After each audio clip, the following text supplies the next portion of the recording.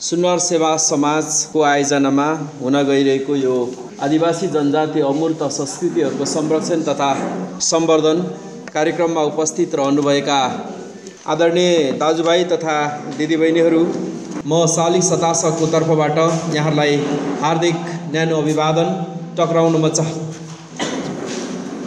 र म यहाँहरूको सामु यो किराती समुदाय र सांस्कृतिक उपागमनहरू भन्ने एउटा विषयवस्तु लिएर मैले यहाँ उपस्थित भएको छु र संस्थागत रूपमा म किरात राई प्रज्ञा परिषद केन्द्रीय कार्य समितिको सदस्यको रूपमा छु।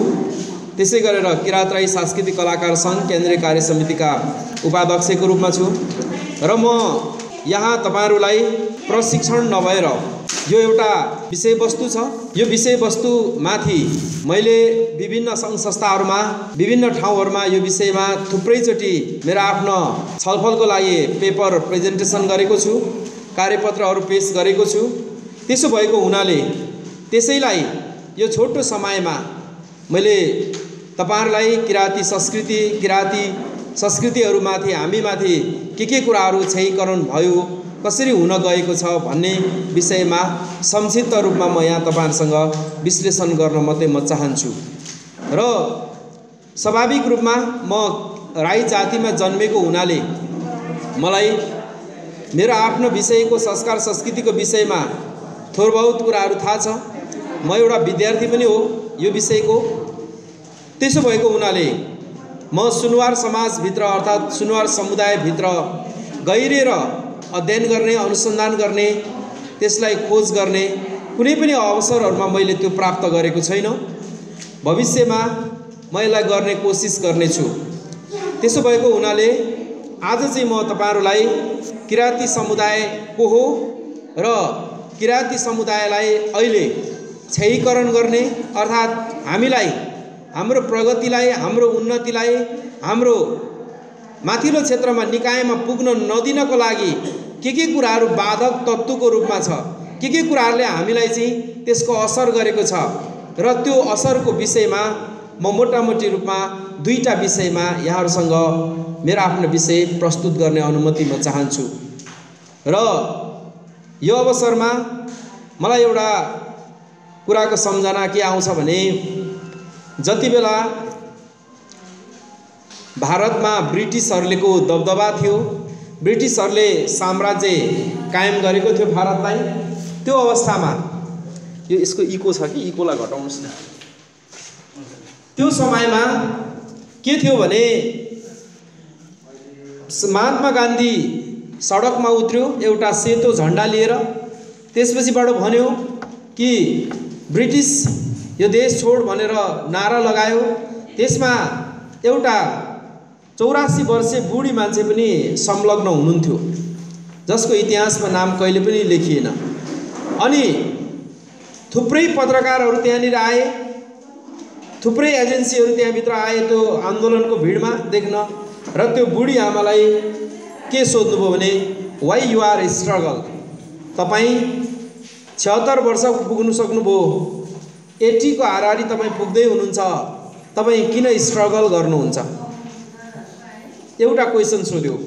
त्यति बेला त्यो बुढी मान्छेले भन्यो this my struggle is for my grandson भनेर एन्सर दिएको थियो कि यो मेरो स्ट्रगल सङ्घर्ष भनेको मेरो नातिको लागि हो, छोराको लागि पनि होइन, नातिको लागि चाहिँ मैले अहिले यो सङ्घर्ष गरिरहेको छु भनेर उहाँले एन्सर दिनुभएको थियो।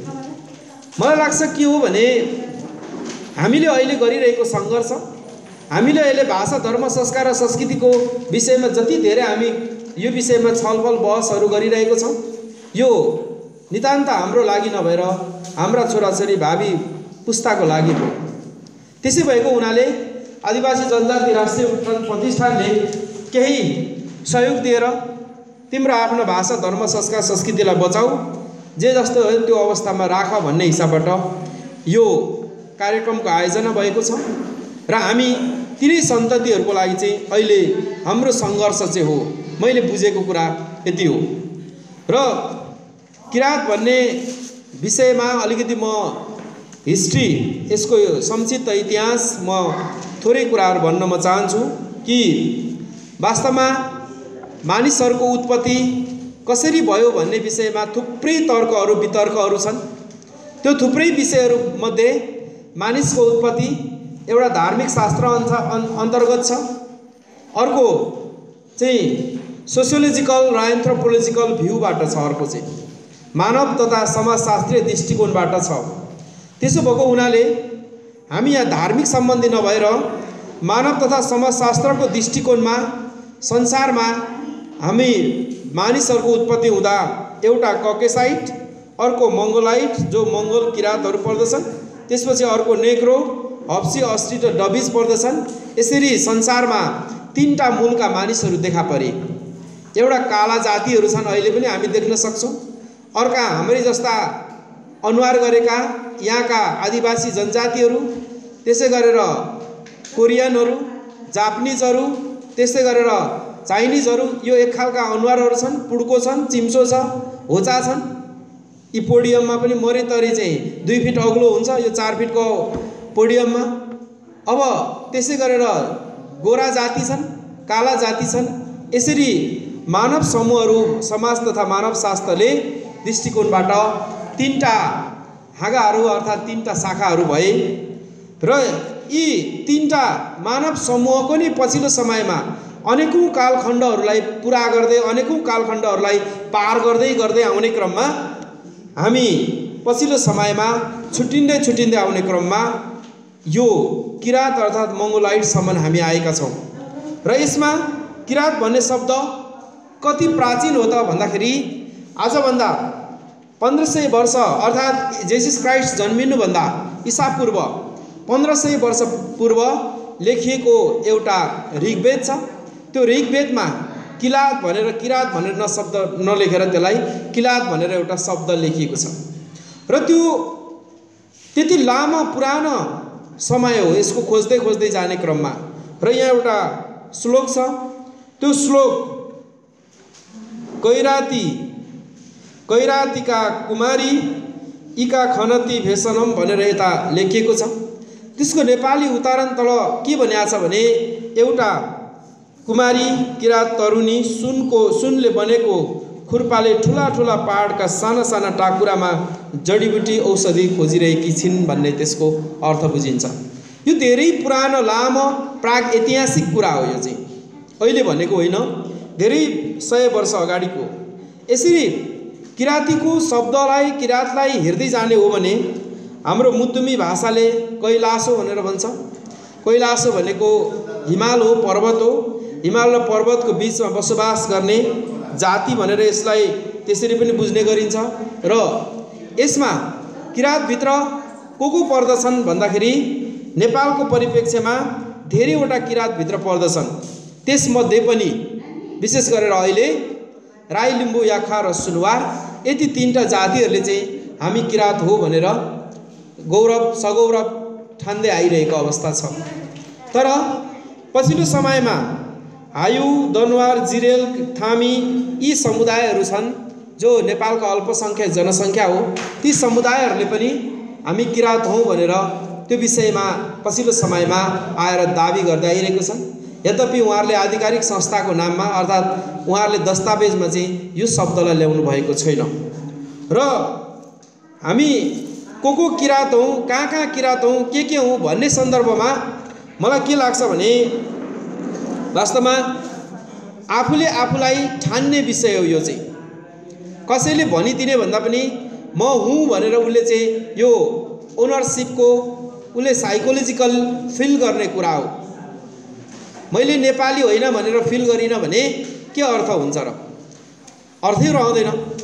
मैले राई भनेर आफूलाई फिल गरिनँ भने मेरो अर्थ रहँदैन। त्यस कारणले म किरात हो भनेर फिल गर्छु, म राई हो भनेर फिल गर्छु। भित्री आत्माबाट त्यो फिल गर्नु पर्यो। तर पछिल्लो समयमा लिम्बू समुदायले किरात भन्ने शब्दलाई उहाँहरूले त्यो फिल गरेको पाइँदैन। उहाँहरूले हामी किरात होइनौँ, लिम्बू मात्र हौँ भन्ने आफ्नो कुराहरू निकालिराख्नु भएको छ। आधिकारिक दस्तावेजहरू त्यसलाई लिइराख्नु भएको छ। किन उहाँहरू कालान्तरसम्म किरात भएर आउनुभयो अनि अहिले आएर चाहिँ किन लिम्बू चाहिँ किरात होइन भनिराख्नु भएको छ? त्यो उहाँहरूको आफ्नो अधिकारको विषय हो, आत्मनिर्णयको अधिकारको विषय हो। किनभने उहाँहरूले जे ठान्नुभयो त्यो विषयमा छलफल गर्नुभएको छ, गहन विषय गर्नुभएको छ। यो कारणले हामी किरात भयौँ पहिले, यो कारणले हामी किरात भएनौँ अहिले भन्ने व्याख्या विश्लेषण बहस गरेरै सायद उहाँहरू त्यो विषयमा प्रवेश गर्नुभएको छ होला। उहाँहरूको आफ्नो विषय कुरा हो। तर हामीले अहिलेसम्म मान्दै आएका यी चारवटा जातिहरू किरात हुँ भन्ने मलाई त्यो लाग्छ। र किरातको यो विषयमा अब म संक्षिप्त इतिहासको विषयमा कुराकानी गर्छु। किरात नेपालमा किरातीहरूको शासन निकै लामो समय चलेको थियो।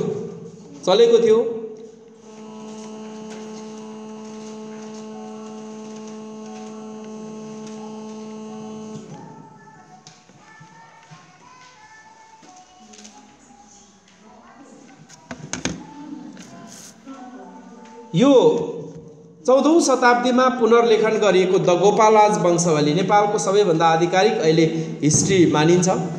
र त्यो गोपालराज वंशावली अनुसार चाहिँ नेपालमा किरातीहरूको शासन अवधि करिब 1963 वर्ष, चालिसुने 2000 वर्ष किरातीहरूको शासन थियो भन्ने कुरा त्यो गोपालराज वंशावलीले चाहिँ जनाउँछ। 2000 वर्षको हाराहारीमा किरातीहरूको शासन थियो भन्ने कुरा। यो नेपाल पहिली इतिहासको कुराकानी गर्ने हो भने यो नेपालमा सबभन्दा पहिली चाहिँ यहाँनिर गाई पाल्नेहरू ग्वालेहरू आए, जसलाई गाई पाल्नेहरू व्यक्तिलाई गोपाल वंशी भनेर भनियो। त्यो गाई पाल्ने ग्वालेहरू घुम्दै घुम्दै आउने क्रममा काठमाडौँ उपत्यका आइपुगे, उर्वर भूमि देखे। अब उपत्यकामा के भयो भन्ने विषयमा मन्जुरश्रीले खड्गले काटेर त्यो दोभान चाहिँ पानी खोलेर त्यहाँ बस्न योग्य बनायो भने थुप्रै कथाहरू छन्। त्यो विषयमा म जान्न, केही छैन। ग्वालेहरू आएर सबभन्दा पहिले नेपालमा बसोबास गर्न थाले, उहाँहरूले राज्य गरे। ग्वालेहरूलाई गोपालहरूलाई फेरि भैँसी पालकहरू आए, त्यहाँ फेरि महिषपाल आयो। संस्कृतमा भैँसीलाई महिष भन्छ। महिषपाल आइसकेपछि महिषपालले त्यो गोपाल वंशीलाई परास्त गरे। त्यसपछिबाट किरातहरू आए। किरातहरू आएर 2000 वर्ष जति शासन गरे। किरातहरूलाई पनि पछिल्लो समयमा आएर फेरि लिच्छवीहरूले, भारतको वैशालीबाट आएका लिच्छवी जाति छ, त्यो जातिले फेरि ध्वस्त बनाइदियो। कहिले ध्वस्त बनाइदियो भन्दाखेरि यो ध्वस्त बनाएको समय चाहिँ इस्वी सम्वत 75 देखि 100 को हाराहारीमा ध्वस्त बनाए किरातीहरूलाई। र काठमाडौँ तपाईहरु हामी पटक पटक गएका छौं। काठमाडौँमा एउटा पटुक दो भन्ने टोल छ। त्यो किराती राजा पटुकको नामबाट चलेको र त्यो पटुक ललितपुर 14 मा पर्छ। र त्यहाँनिर एउटा ढिस्को छ जुन पटुकको अन्तिम दरबार, किरातीहरूको अन्तिम दरबारको रूपमा त्यो उपत्यकाको लागि चाहिँ मानिन्छ। त्यहाँ पिपलको बोर्ड छ। पछिल्लो समयमा त्यहाँ व्यञ्जनकारहरूसँग हाम्रो चार किरात संस्थाको लामो मुद्दा भयो। त्यो मुद्दामा हाम्रो जित भयो र अहिले त्यो चार किरात संस्थाको समन्वयमा त्यो पटुक दो अहिले पनि छ। त्यहाँनिर चारैतिर घरहरू छ। त्यहाँ पस्ने ठाउँ एउटा मात्रै नेवरको घरको झ्याल प्रयोग गरेर त्यहाँ पस्न सकिन्छ। त्यहाँ एउटा भग्नावशेषको रूपमा छ। त्यहाँदेखि झन्डै 100 मिटर पारीपट्टि च्यासल छ। त्यो च भनेको चाहिँ 8 र 100 भनेको चाहिँ 800 जना किराती सेनाहरूको टाउको काटेर हत्या गरिएको ठाउँ च्यासल हो। त्यो किराती भाषा। र त्यो च्यासलमा एउटा सेफ्टी ट्याङ्कीको जस्तो आकारमा एउटा छ। त्यो भित्र चाहिँ 800 जना किरातीहरू सेनाको टाउको काटेर हत्या गरिएको हो भनेर अहिले इतिहासमा त्यहाँको स्थानीय व्यक्तिहरूले अहिले त्यहाँ पनि भन्नुहुन्छ उहाँले। त्यसपछि त्यही काटिएको ठाउँदेखि अलिकति भित्र पानी उम्रिन्छ। त्यो पानीमा चाहिँ त्यति बेलाको लिच्छवीहरूले चाहिँ खड्ग, त्यति बेलाको काटेको हतियार चाहिँ पानी धोएको हो भन्ने विश्वास छ त्यहाँनिर। र अहिले त्यहाँ देवी देवताहरूको थुप्रैको मन्दिरहरू निर्माण भएको छ। त्यहाँ 2046 सालभन्दा अगाडिको आन्दोलनमा मनमोहन सिंह पनि त्यही ठाउँबाट सार्वजनिक भएको थियो। त्यो च्यासलबाटै उहाँहरू सार्वजनिक भएको थियो पहिलोचोटि नेपालमा। त्यसपछि पछिल्लो समयमा पृथ्वीनारायण शाहले एकीकरण गर्न नेपालको पूर्वतिर पठाउँदा त्यो गएर शक्तिपीठमा गएर पूजा गर्ने उसको सेनाहरूले, त्यसपछि मात्रै युद्धमा जाने। त्यसो भएको हुनाले त्यो च्यासललाई अहिले आध्यात्मिक शक्तिपीठको रूपमा विकास हुँदै आइरहेको छ। तपाईहरु काठमाडौँ जानुभयो भने त्यसलाई एकचोटि भिजिट गर्नुहोला। त्यहाँनिर हाम्रो अवशेष त्यो पटुकदो राजा पटुकको नामबाट पटुकतोल टोलै छ त्यहाँनिर हेर्नुहोस्। अनि च्यासल भन्छ त्यो ठाउँमा हाम्रा केही अवशेषहरू प्राप्त गर्न सकिन्छ। त्यसपछिबाट जब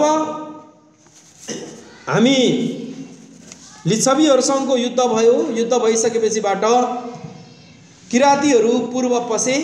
हारिसकेपछि त्यो हारेको मिति चाहिँ लगभग ईस्वी सम्वत 100 को 75 देखि 100 को एडी को हाराहारीमा त्यो पर्छ। पूर्व पस्ने क्रममा बनेपा, धुलीखोल, सिन्धुपाल्चोक हुँदै यता पूर्वतिर अरुण तम्मुर र यो गरतिरतिर आएको देखिन्छ। त्यसमा महेन्द्र सिंह राय, नाम सिंह राय, बाजाङ राई। बाजाङले त सेन वंशीहरूको अधिपत्यमा रहेको मकवानपुर गढी, त्यो गढीको राजा नै भएर बाजाङ राई बसेका थिए। तिनका सन्तानहरू अहिले देवास राईहरू भन्ने गरिन्छ। महेन्द्र सिंह राय पछिल्लो समयमा 1831 को भौगोलिक एकीकरणमा, पृथ्वीनारायण शाहको एकीकरणमा सबभन्दा पहिलो घानमा उनी परेका थिए। र अहिले पनि तपाईको दोलखा, अहिले पनि किराती छाप भन्ने अनि दरबार डाँडा भन्ने अहिले पनि ती ठाउँहरूमा हाम्रो अवशेषहरू छन्। त्यहाँ त्यो दरबार डाँडामा गत साल मात्रै म अध्ययनको लागि गएको थिएँ। डाँडा माथि टप रहेछ, सबै अतिक्रमण गरेका। एकजना खोटाङबाट गएका छेत्री बा हुनुहुँदो रहेछ र त्यो छेत्री बालाई रिस उठ्दाखेरि चाहिँ किरातीको जस्तै रिस उठ्दो रहेछ। त्यसकारणले त्यसलाई चाहिँ किराती माइला भनेर भन्दो रहेछ। त्यसलाई चाहिँ किराती माइला रिसायो भने खतरा हुन्छ है भनेर भन्दो रहेछ। त्यो गढीकै मुनि ठ्याक्क उहाँहरू बस्नुहुन्छ। यस्तो किसिमको अवशेषहरू छन् ती ठाउँहरूमा चाहिँ।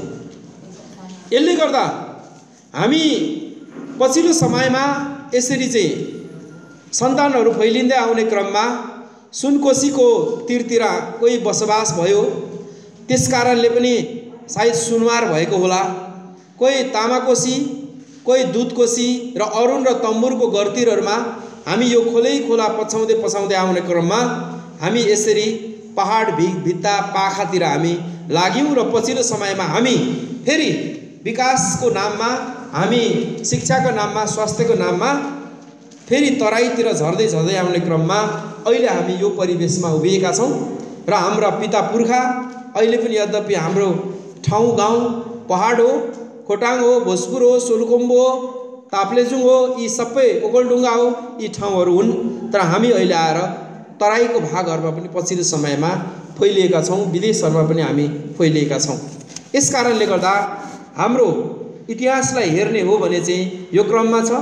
र अहिले किरात भनेर अब हामीले भनिराखेको जुन शब्द छ त्यो शब्द चाहिँ एउटा चाहिँ हामी किरात भनेको इतिहास हो। किरातको धेरैवटा अर्थहरू छन्। किरात इतिहास हो जसको 200 वर्ष लामो नेपालमा इतिहास छ। स्वर्णिम युगको इतिहास भनेर भन्छन् किराती शासनकालमा। यहाँनिर धेरै कुराहरू किरात इतिहासमा विकास भएको छ। इतिहास अर्को किरात भनेको भूगोल हो, स्थान हो, यो भनेको ठाउँ हो। माझ किरात, वल्लो किरात र पल्लो किरात, यो तीनटा भूगोल हो, टेरिटोरी हो यो। कि धरान भने जस्तै माझ किरात, पल्लो किरात र वल्लो किरात हो। पृथ्वीनारायण शाहले गोर्खा दरबारमा उनी बस्थे, उनले एकीकरण गरे यो देशलाई। त्यो क्रममा नेपाल भनेर खाल्डोलाई मात्रै जानिन्थ्यो त्यति बेला। हाम्रोतिर नेपाल भन्दैन थियो त्यो समयमा। तर जब पृथ्वीनारायण शाहले युद्ध जितेर काठमाडौँमा राजधानी सारे, त्यो सार्ने क्रममा नेपाल भनेर भन्यो। अनि पूर्वमा मेची, पश्चिममा महाकालीसम्मको यसको सीमाङ्कन भयो। अर्थात् पूर्वमा टिस्टासम्म, पश्चिममा सतलजसम्म यसको सीमाङ्कन भयो। अङ्ग्रेजहरूको युद्धमा अलिकति फेरि खुम्चियो यो देश। नेपाल भनेर त्यति बेला सम्बोधन भयो। यदि पृथ्वीनारायण शाहले गोर्खाबाट सरक्कै किरात प्रदेशमा लिएको थियो भने यो देशको नाम नेपाल हुँदैन थियो, किरात देश हुन्थ्यो।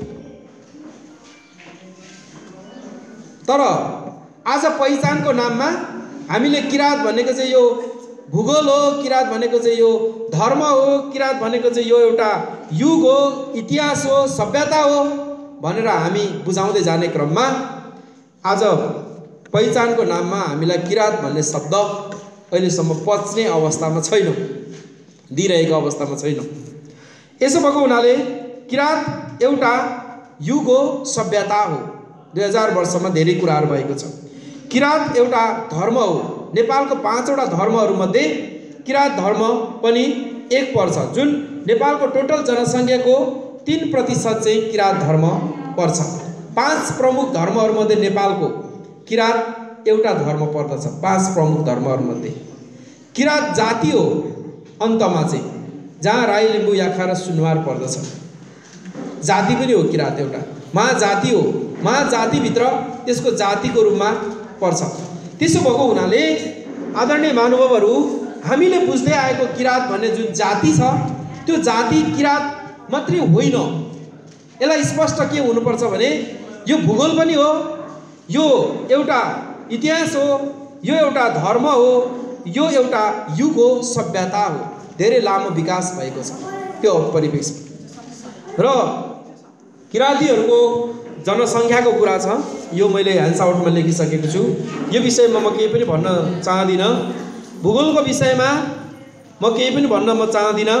एउटा मात्रै कुरा म यहाँ के जोड्न चाहन्छु भने किरात भित्र रहेको अहिलेको वर्तमान परिस्थितिसम्म रहने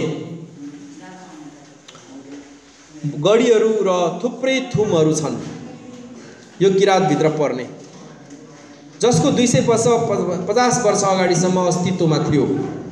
अहिले अब त्यसको अस्तित्व बिस्तारै बिस्तारै हराउँदै गइरहेको छ। यहाँ नजिकै छ विजयपुर गढी, जो बुद्धिकर्ण राजाले राज्य गर्दथे। यसको सीमा अत्यन्तै ठुलो लामो छ। त्यो सीमा हामीदेखि झन्डै 2 किलोमिटर माथि मात्रै छ विजयपुर डाँडा। त्यहाँ एडिबीको नाममा खानेपानीको ट्याङ्की बन्ने भयो। त्यो जहाँ सैनिकले परेड खेल्ने ठाउँ थियो, त्यसलाई हामी एडिबीको विरोध होइनौँ, त्यसलाई सार्नुपर्छ भनेर हामी 4 किरात संस्थाको नेतृत्वमा त्यसलाई सार्नको लागि अनुरोध गरेका छौँ। त्यो सार्ने अभ्यास भइराखेको छ। त्यहाँदेखि मुनि दरबार डाँडा गढी भनेर त्यहाँनिर लेखिएको छ। 25-30 घर जति अन्दाजी हुनुहुन्छ होला हाम्रा सुकुम्बासी दाजुभाइहरू त्यहाँ बसोबास गर्नुभएको छ। खास गढी चाहिँ त्यहाँनिर हो। त्यो माथि पानी ट्याङ्की बनाउँदै गरेको चाहिँ राजाको सैनिक परेड खेल्ने ठाउँ मात्रै हो, त्यो कवाज स्थल हो। र जहाँनिर गढी भनेर अहिले हामीले साकेला, तासक, तनाम त्यहाँ हामी मान्दैछौँ टपमा, त्यो चाहिँ एउटा किल्ला फोर्ट मात्रै हो। त्यो सेन्ट्री बस्ने ठाउँ जस्तो मात्रै हो। जसले त्यो माथि गढी हो भनेर भनिराख्नु भएको छ त्यो गलत हो। त्यहाँ त्यत्रो राजाको सेना दरबार त्यहाँ बस्न सक्दैन, त्यो भूगोलले त्यसो दिँदैन। सेन्ट्री बस्ने ठाउँ मात्रै हो, पोस्ट मात्रै हो त्यो ठाउँ भनेको। त्यसपछि सेन्ट्रल कलेज अफ टेक्नोलोजी हो खास चाहिँ, नेपालको एक मात्रै त्यो यो प्रविधि क्याम्पस हो। तर त्यो क्याम्पसको नाम कसैले पनि याद गर्नु, साथीसार क्याम्पस भनेपछि मात्रै हामी चिन्छौँ। त्यहाँ चाहिँ राजा बुद्धिकर्णको हात्ती बाँध्ने ठाउँ हो, चाहिँ घोडालाई बाँध्ने तबेला भने जस्तै हात्ती राख्ने ठाउँ चाहिँ हात्तीसार हो। तर हाम्रो जनजीवनमा अहिले पनि हामी त्यो सेन्ट्रल टेक्नोलोजी अफ कलेज भन्दैनौँ, हामी के भन्छौँ भने त्यसलाई चाहिँ हात्तीसार क्याम्पस भन्छौँ। सकिजान्छ त्यति होस्। त्यो ठाउँ हो। धरान 15 मा आडा भन्ने ठाउँ छ हजुर। त्यो आडा भन्ने किराती शब्द हो। लुकेर बसेर सेनालाई अर्कालाई हान्ने भन्ने अर्थ हुन्छ त्यसको अर्थ। त्यो आडा धरान 15 मा छ, त्यहाँनिर आएको छ। यस कारणले गर्दाखेरि हाम्रो अत्यन्तै सामरिक महत्त्व राख्ने एउटा इतिहास यहाँ नजिकै हामीसँग लडिरहेको छ, जसको संरक्षण सम्वर्धन गर्नको लागि हामी सकिरहेको छैनौँ। अब मजुवागढी, त्यस्तै गरेर हतुवागढी, चौरण्डीगढी यो बेलटारदेखि अलिकति मासतिर पर्छ। त्यसै गरेर चाहिँ आम्चेगढी, त्यसै गरेर चाहिँ लिलिमागढी, अनि भुइपागढी, सहदेवगढी, केपिलासगढी, चौरण्डी, यस्ता कैयौँ गढीहरू छन् जुन गढीहरूको विषयमा हामी संरक्षण गर्न सकिरहेको छैनौँ। 2250 वर्ष यो अगाडिसम्म त्यहाँबाट राजकाज गरिन्थ्यो, अस्तित्वमा थियो। त्यसपछि अब म किरात धर्मको विषयमा यालम्बर सम्बतको विषयमा अलिकति कुरा गर्न चाहन्छु। म यालम्बर सम्बत राजा यालम्बरकै नामबाट चलाइएको सम्बत हो। अहिले 5077 को अहिले चलिरहेको छ। यो नेपालमा चलाइने सम्बतहरू विक्रमानन्दको नामबाट चलाइएको सम्बत विक्रम सम्बत, जुन इन्डियाबाट त्यो आएको हो। हामीले एडी चलाइरहेको छौँ भने, यो इस्वी सम्बत चलाइरहेको छौँ भने यो जेसिस क्राइस्टसँग विदेशबाट आएको सम्बत हो। र नेपालको सबैभन्दा पौराणिक, सबैभन्दा पुरानो यालम्बर सम्बत, जुन यालदोङ भनेर हामी चिन्छौँ, यो सम्बत राजा यालम्बरको नामबाट चलाइएको सम्बत हो। यसलाई अहिलेसम्म राज्यले आधिकारिक रूपमा दिइरहेको छैन। अब किरात धर्मको विषयमा म थोरै कुरा गर्न चाहन्छु। किरात धर्म एउटा पितृवाद छ, अर्को चाहिँ प्रकृतिवाद छ। हामीसँग पितृवाद हामी पितृहरूलाई मान्दछौँ, प्रकृतिवाद हामी प्रकृतिलाई मान्दछौँ। यसको अर्थ चाहिँ सिधा अर्थ चाहिँ यो हो। र हामीले उधौली उभौली गर्छौँ। यो उधौली उभौलीको समयमा यो पित्रको कुरा हुन्छ, त्यहाँ प्रकृतिको कुराहरू हुन्छ। त्यसभित्र चाहिँ हामीले किराती पुर्खाहरूले सबैभन्दा पहिले ऋतु पत्ता लगाए। 6 महिना उधौली र उभौली यसलाई भनियो। यो जेसिस क्राइस्ट जन्मिनुभन्दा अगाडि अर्थात् इस्वी सम्बत आउनुभन्दा अगाडि कुनै पनि समयहरूको गणना गर्दाखेरि व्यावहारिक पक्ष थिएन। त्यो समय कसरी गन्ने त, समयलाई कसरी सहज बनाउने गन्नको लागि नाप्ने कसरी भन्दाखेरि हाम्रा पुर्खाहरूले उधौली र उभौली भनेर भने। जब यो मौसम सुरु भयो, अब यति बेला उभौली लाग्यो। यति बेला उभौली लाग्दाखेरि धरतीमा खनजोत गर्ने, यति बेला धरती चाहिँ यो समयमा चाहिँ बिउजाउने धरती मातालाई उठाउने यो समयमा, र तिनैको छातीमाथि हामीले खनजोत गरेर वर्ष दिनभरि अन्न बाली फलाउने समय उभौलीको समय भयो। र यति बेला खनिएका, यति बेला छरिएका अन्न बालीहरू फल्ने, काराङकुरुङ चराहरू यति बेलै लेकतिर जाने, यति बेलै माछाको हुल पनि लेकतिर फर्किने, अनि गुरुङ शेर्पाको भेरीगोठ पनि तराईदेखि पहाडतिर शिखरतिर यति बेलै लाग्ने। त्यसो भएको हुनाले यो सिजन लामो कुराहरू उभो शिखरतिर जाने भएको हुनाले हाम्रा पुर्खाहरूले यसलाई उभौली भनेर भन्यो। र त्यसपछि फेरि मङ्सिर महिनामा माछाको हुल पनि शिरबाट समुद्रतिर झर्छन्। त्यसो हुँदाखेरि हाम्रो गाउँघरहरूमा खुङ्गा थाप्ने चलन छ, माछा मार्ने चलन छ।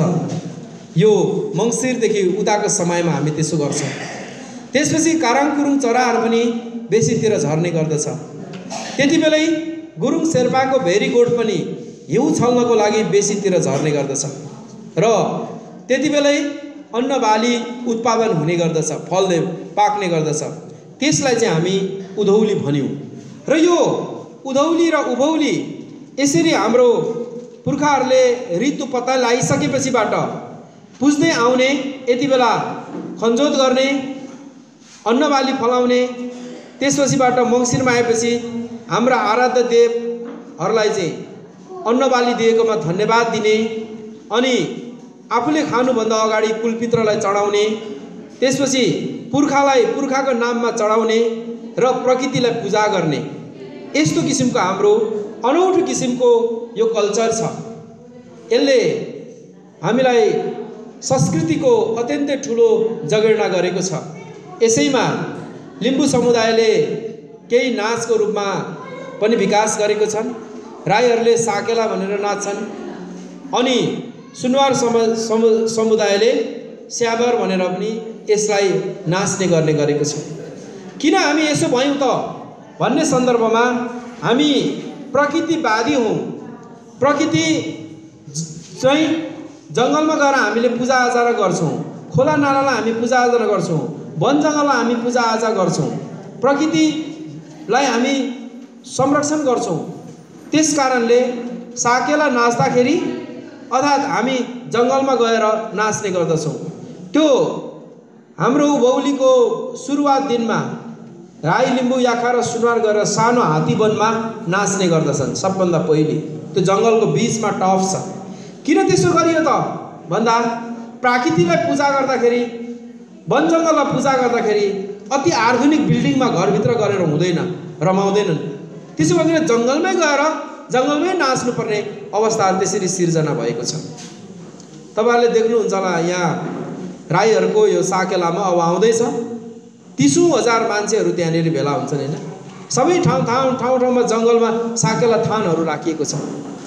यसो भएको हुनाले हामी प्रकृति पूजा हौँ, हामी पितृहरूको पनि पूजा गर्छौँ हामीले चाहिँ, र पितृपूजक हौँ। किराँत धर्मभित्र दुईटा यसरी वादहरू छन्, एउटा पितृपूजक छ र अर्को प्रकृतिवाद छ। यो दुईटा वादभित्र हामी रहेर काम गरिरहेका छौँ, हाम्रो संस्कार संस्कृतिहरूलाई मनाइरहेका छौँ र हामीसँग केही मौलिक विश्वासहरू छन्। यो विश्वासको विषयमा अब तपाईहरुले यसलाई यहाँ ह्यान्ड्स आउटमा नै हेर्नुहोला। भाषाको विषयहरुमा अलिकति यहाँ उल्लेख भएको छ। यो भाषाको विषयमा म धेरै कुराहरु भन्न म चाहदिन, यहीँनिर उल्लेख भएको छ। र अब म यहाँहरुलाई किराँती सम्बन्धीको यति कुरा भनिसकेपछि अब म यो किराँती समुदायलाई क्षयीकरण गर्ने अर्थात् यसलाई तहस नहस बनाउने पाटोहरू, यी पक्षहरू के छन्, उपागमनहरू के छन् भन्ने विषयमा म यहाँसँग संक्षिप्त चर्चा गर्न म चाहन्छु। मैले किराँतीको समुदायमा 12 वटा टपिक्सहरू दिएर तपाईहरुलाई यो यसको इन्ट्रोडक्सन मात्रै गराउन खोजिरहेको छु। अब म उपागम भन्ने विषयमा चर्चा गर्न म चाहन्छु।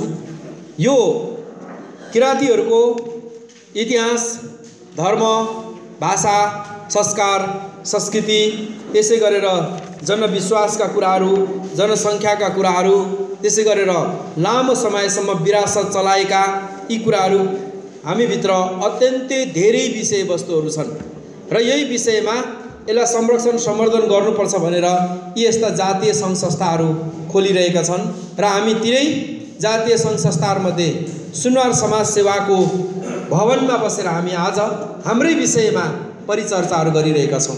यसैको लागि हो हामीले यी यत्रो धेरै समयहरू खर्चेर हामी यहाँनिर आइरहेका छौँ। अब यो समुदाय सम्पन्न, सांस्कृतिक हिसाबबाट उन्नत र वैज्ञानिक समाजमा बाँचिरहेको परिवेशमा हामीलाई के कुराहरूले असर गर्दै आए त, हामीलाई के कुराहरूले क्षयीकरण गरे त भन्ने सन्दर्भमा सबैभन्दा पहिले 1 नम्बरमा चाहिँ हिन्दू ब्राह्मणहरूको नेपालमा प्रवेश।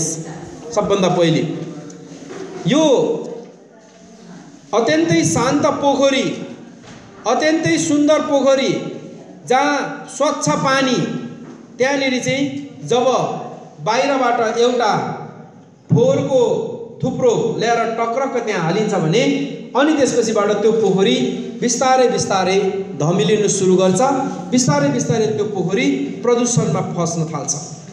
आदरणीय जनसमुदायहरू, यही हो कि नेपालमा सबैभन्दा पहिलो ईसाको पहिलो शताब्दीमा काठमाडौँ उपत्यकामा नेवारी राज्यलाई परम संस्कृतिकरण अर्थात् नेवारहरूले एक छत्र शासन गरिरहेको अवस्थामा त्यहाँनिर चाहिँ हिन्दू ब्राह्मणहरूको प्रवेश सबैभन्दा पहिले आयो, नेपालमा प्रवेश गर्यो।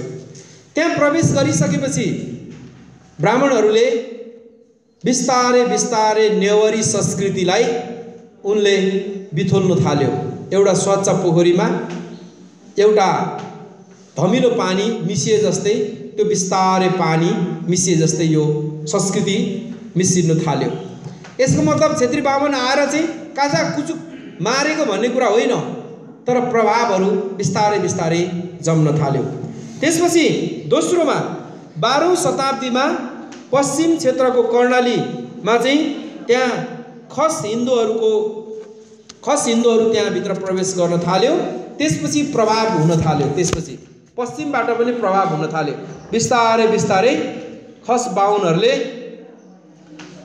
ब्राह्मणले बोकेर ल्याएको संस्कृति अन्तर्घुलन भन्छ, त्यसलाई परम संस्कृतिकरण भन्छ, त्यो हुँदै जान थाल्यो। त्यसपछि पछिल्लो समयमा 200-300 वर्ष पूर्व नेपालको तराई प्रदेशमा पहाडीय शासकहरूको नीति एकछत्र रूपमा लागू गर्न थालियो। यो 200-300 वर्षको इतिहास मात्रै भयो। यो पहाडे बाहुनहरूले बिस्तारै बिस्तारै तराई र यो देशलाई के गर्न थाल्यो त भन्दाखेरि शासन गर्न थाल्यो। अहिले सत्तामा हेर्नुहोस्, तिनै शासकहरू छन्, तिनै प्रशासकहरू छन्, जसले गर्दा धेरै विषयवस्तुहरू अहिले सम्मिश्रण भएर आइरहेको छ। अनि अर्को भनेको चाहिँ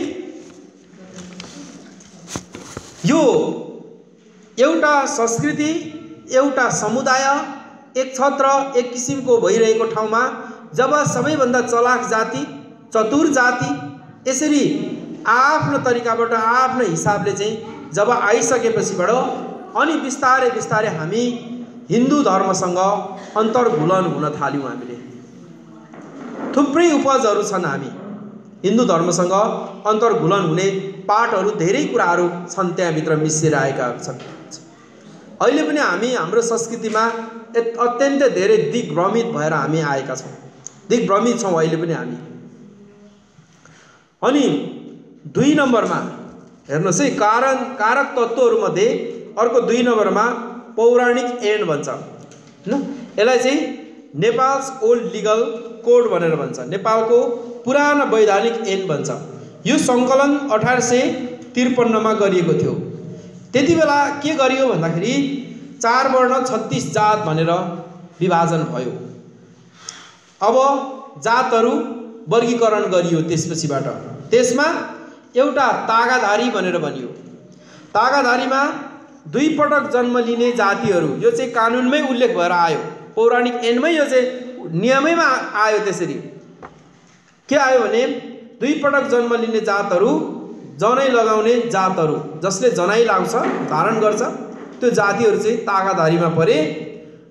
उपाध्याय, कुमाई, ब्राह्मण, राजपूत, जैसी ब्राह्मण र क्षेत्रीहरू यी चाहिँ तागाधारीमा परे।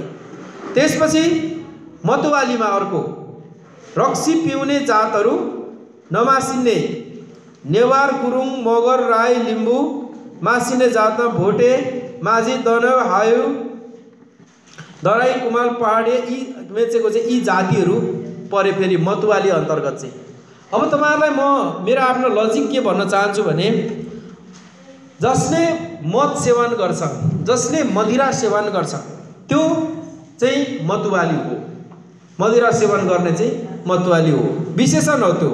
हामी धरानमा बस्ने धराने जनता, हामी नेपालमा बस्नु नेपाली जनता, हामी यस्तै हो, विशेषण हो। हेर्नुहोस्, भोटे माथि हिमाल र पहाडको बीचको ठाउँलाई चाहिँ भोट भन्छ। त्यसलाई चाहिँ त्यो ठाउँमा बस्ने मान्छे चाहिँ भोटे भए, पहाडमा बस्ने मान्छे चाहिँ पहाडे भए, सहरमा बस्ने मान्छे सहरिया भए।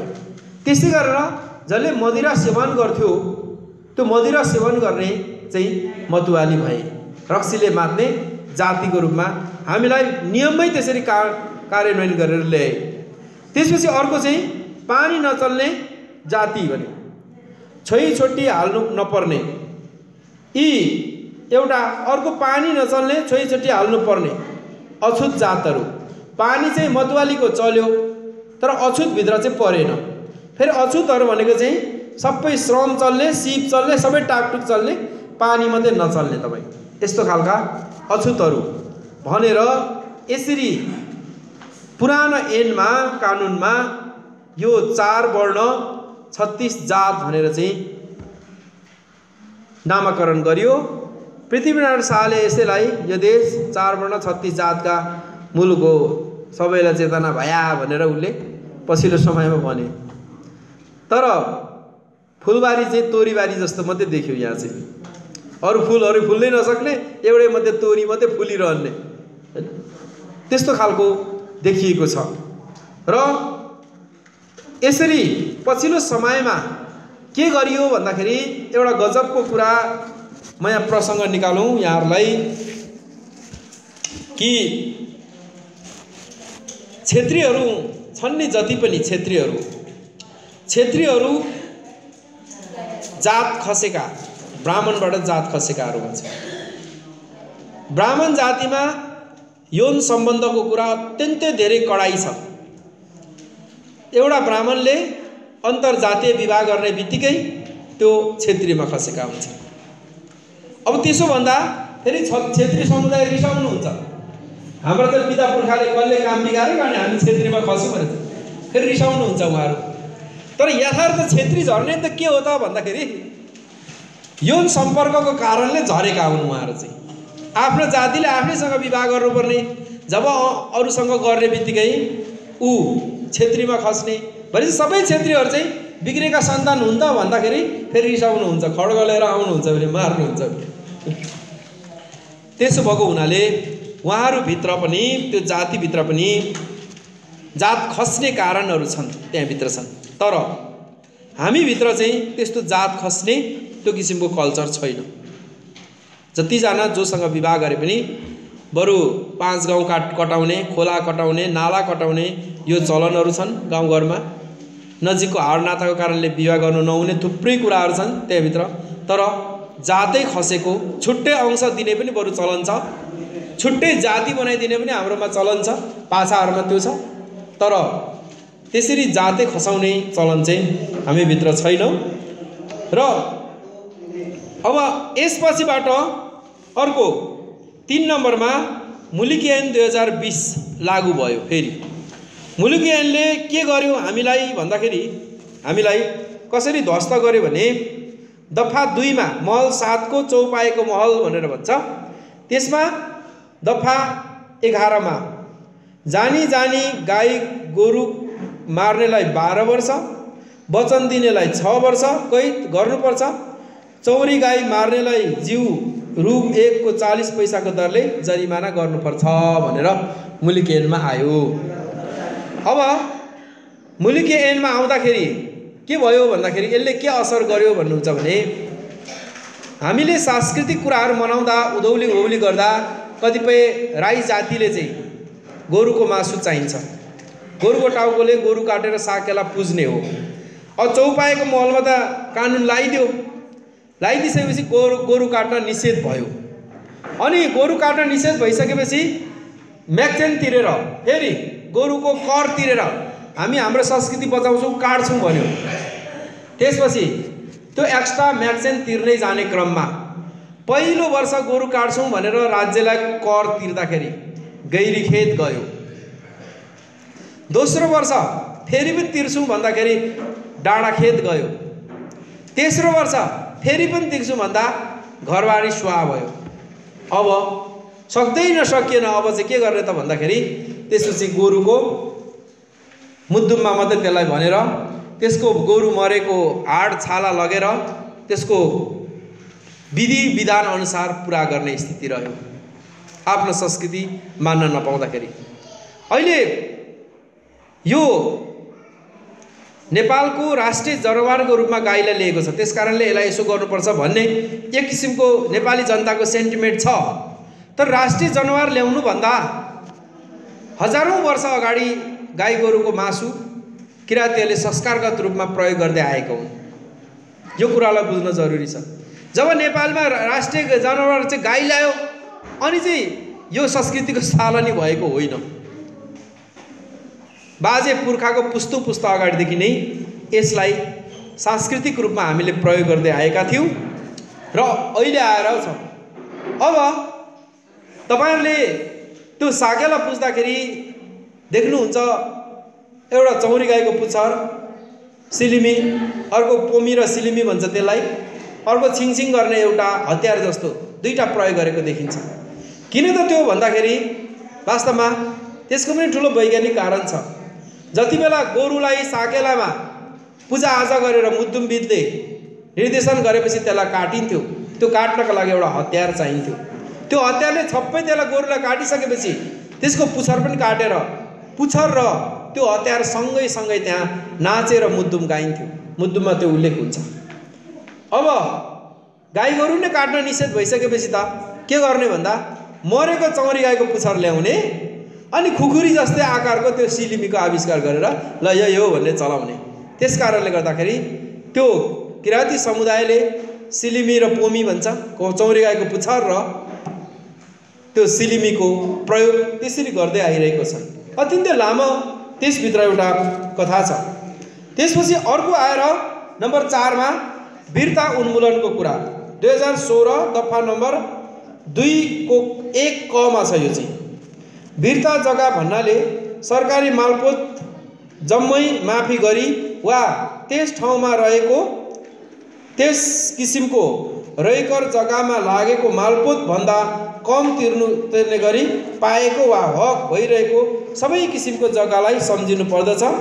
पृथ्वीनारायण शाहको भौगोलिक एकीकरण विक्रम सम्वत 1831 पश्चात विशेष गरेर माझकिराँतवासी राईहरूले कुलो मुनिका पानी लाग्ने ठाउँ सम्पूर्ण जग्गा जमिनहरू वीरता जग्गामा परिणत भए, जसको परिणाम स्वरूप झन झन विकट ठाउँहरू भस्मे खोरिए फाड्न बाध्य भए भनेर भनेको छ। यहाँ वीरता प्रथाले यो चाहिँ के छ भने माझकिराँतवासीको लागि चाहिँ विशेष गरेर हो। यो चाहिँ त्यहाँनिर अरू किराँतहरूमा वीरता प्रथा छैन।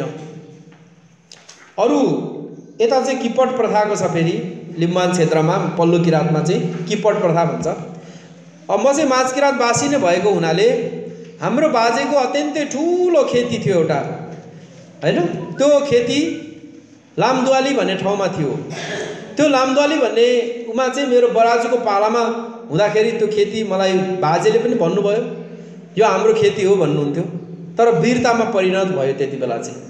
जब पृथ्वीनारायण शाहले 1831 मा चाहिँ किराँत प्रदेशलाई हाने, त्यो हान्दाखेरि अभिमान सिंह बस्नेतको नेतृत्वमा पूर्व आएको देखिन्छ।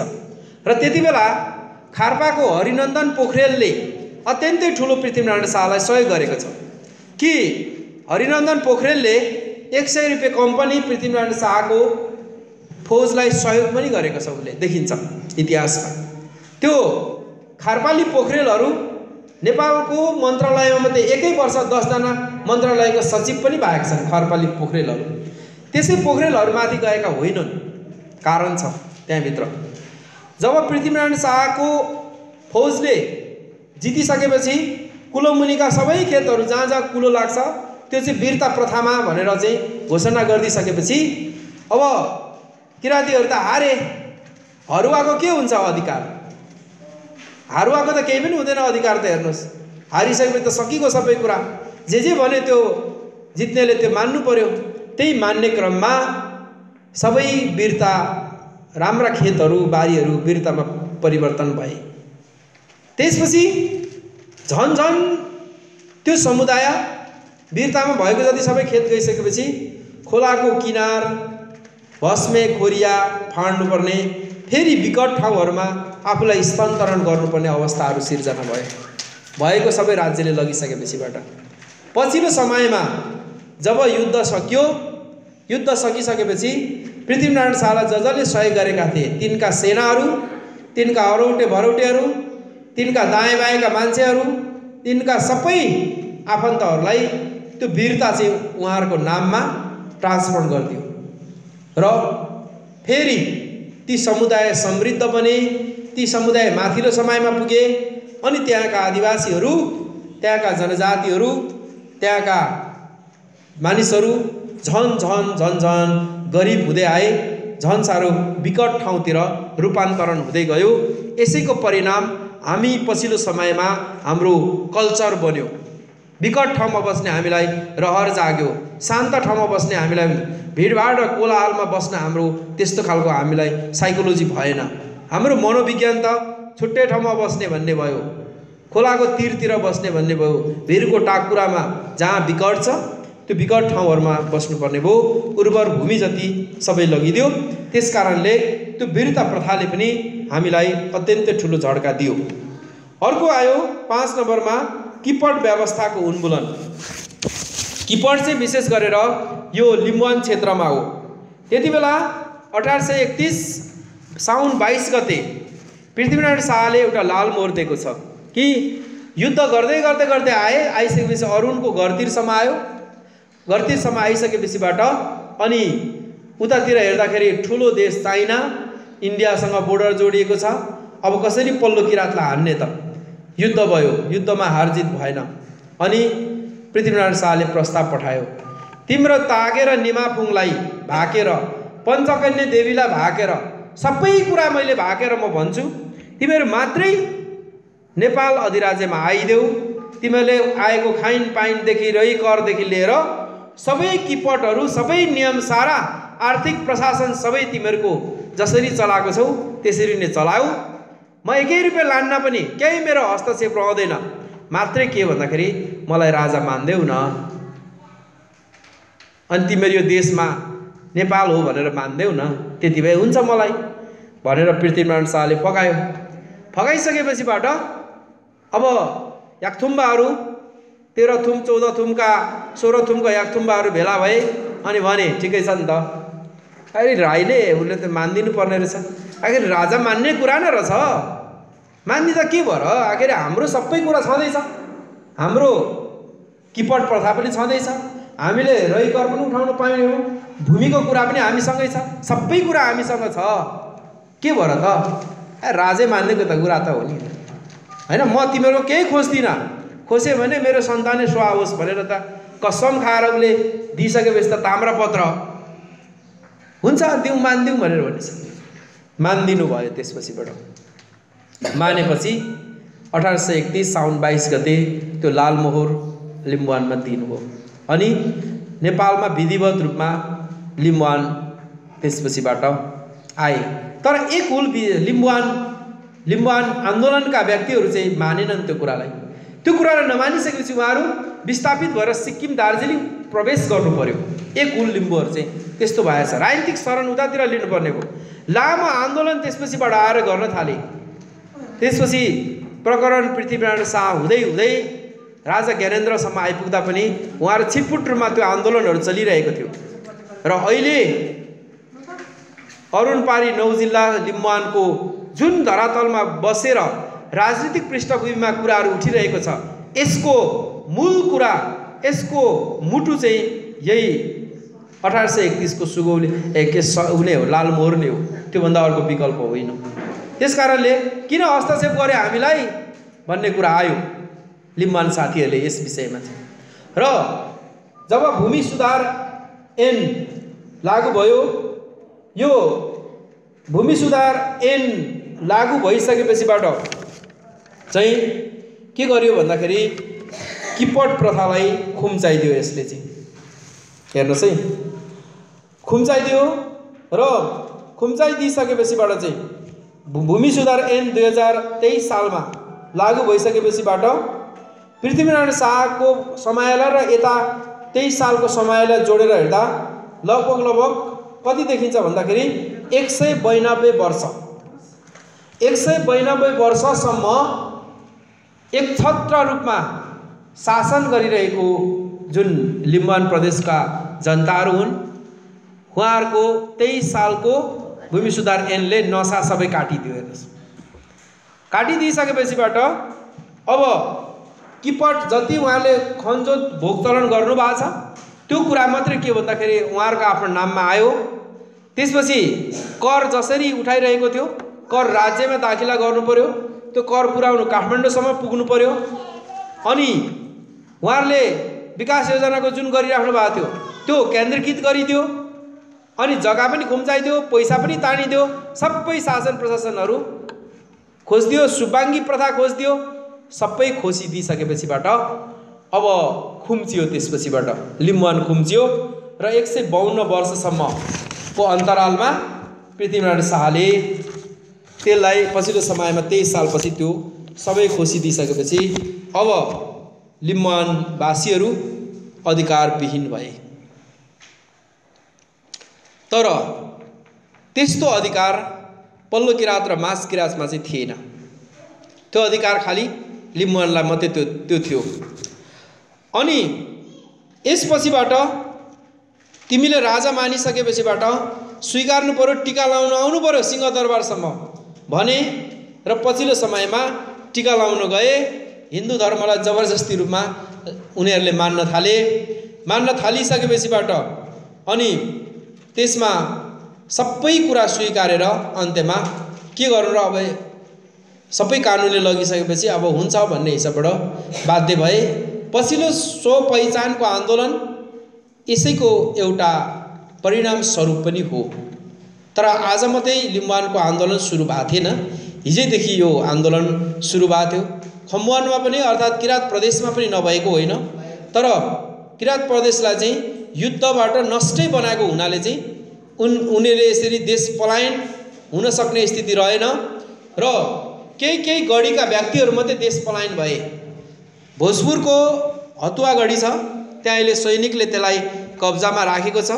त्यो गढीका एक भाइ सन्तानहरू राजा सुनाङका एउटा भाइ चाहिँ इन्डियाको बिहारमा सुपौल भन्ने जिल्लामा त्यहाँनिर पुगेका छन्। त्यसका सन्तानहरू अहिले पछिल्लो समयमा बिहारका राईहरू छन्। उहाँहरू धोती लाउनुहुन्छ, संस्कृतमा अत्यन्तै ठुलो कविता वाचन गर्नुहुन्छ अनि उहाँहरूलाई राजपूत भन्नुहुन्छ। उहाँहरूको नाममा राजपूतसँगै सिंह जोडिएको छ। राईहरू प्राय लेख्नुहुन्न, तर त्यहाँका चाहिँ बान्तावा राईहरू हुन्, चाम्लिङ राईहरू हुन्। उहाँहरू चाहिँ आफू त्यसरी ठान्नुहुन्छ, हाम्रा भोजपुर अरे घर भनेर भन्नुहुन्छ उहाँहरूले चाहिँ। उहाँहरूको ठुलो एउटा घर छ, हवेली भन्छ त्यहाँनिर।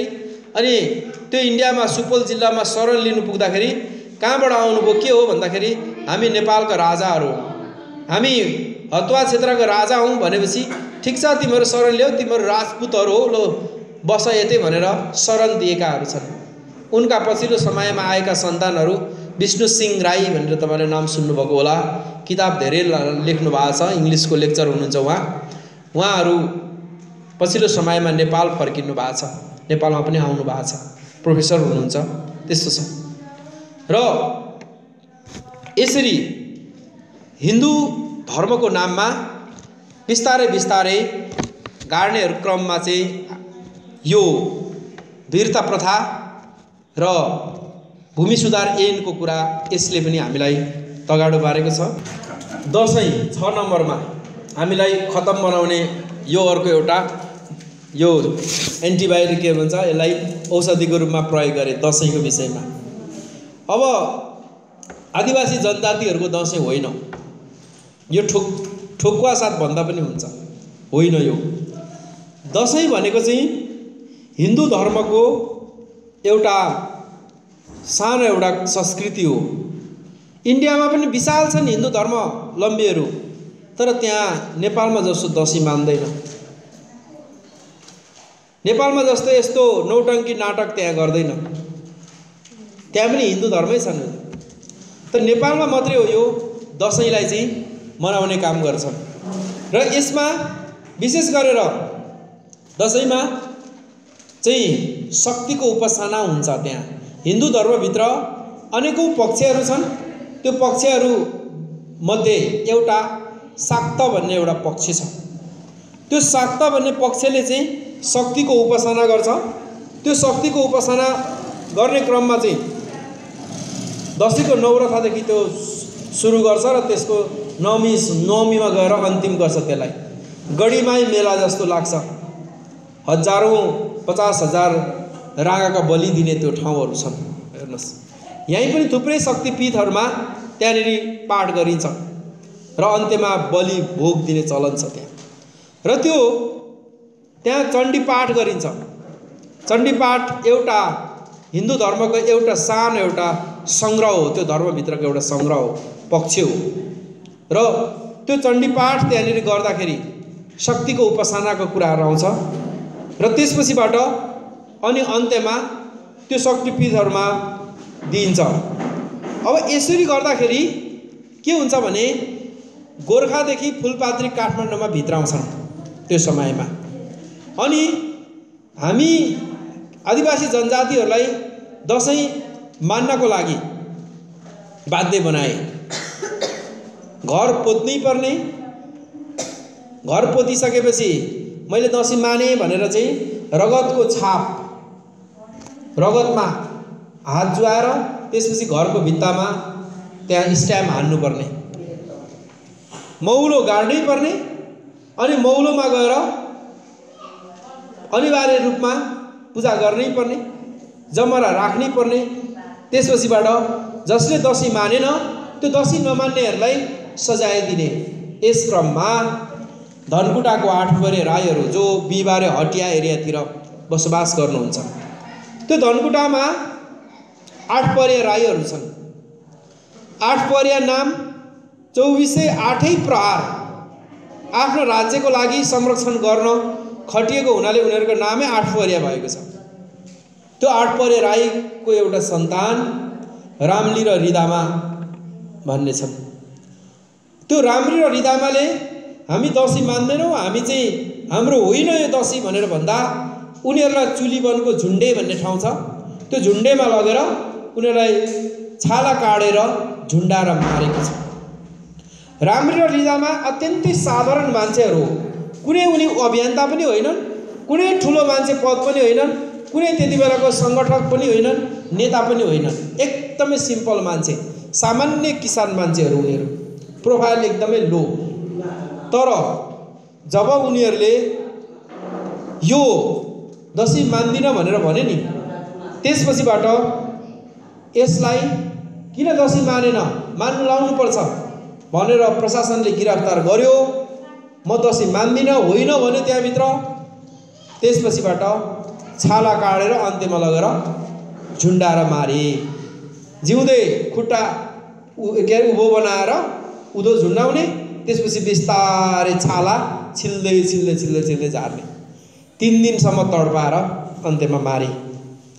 त्यसकारण सांस्कृतिक शहीदको रूपमा अहिले रिदामा र रामलिहाङलाई हामी चिन्छौँ।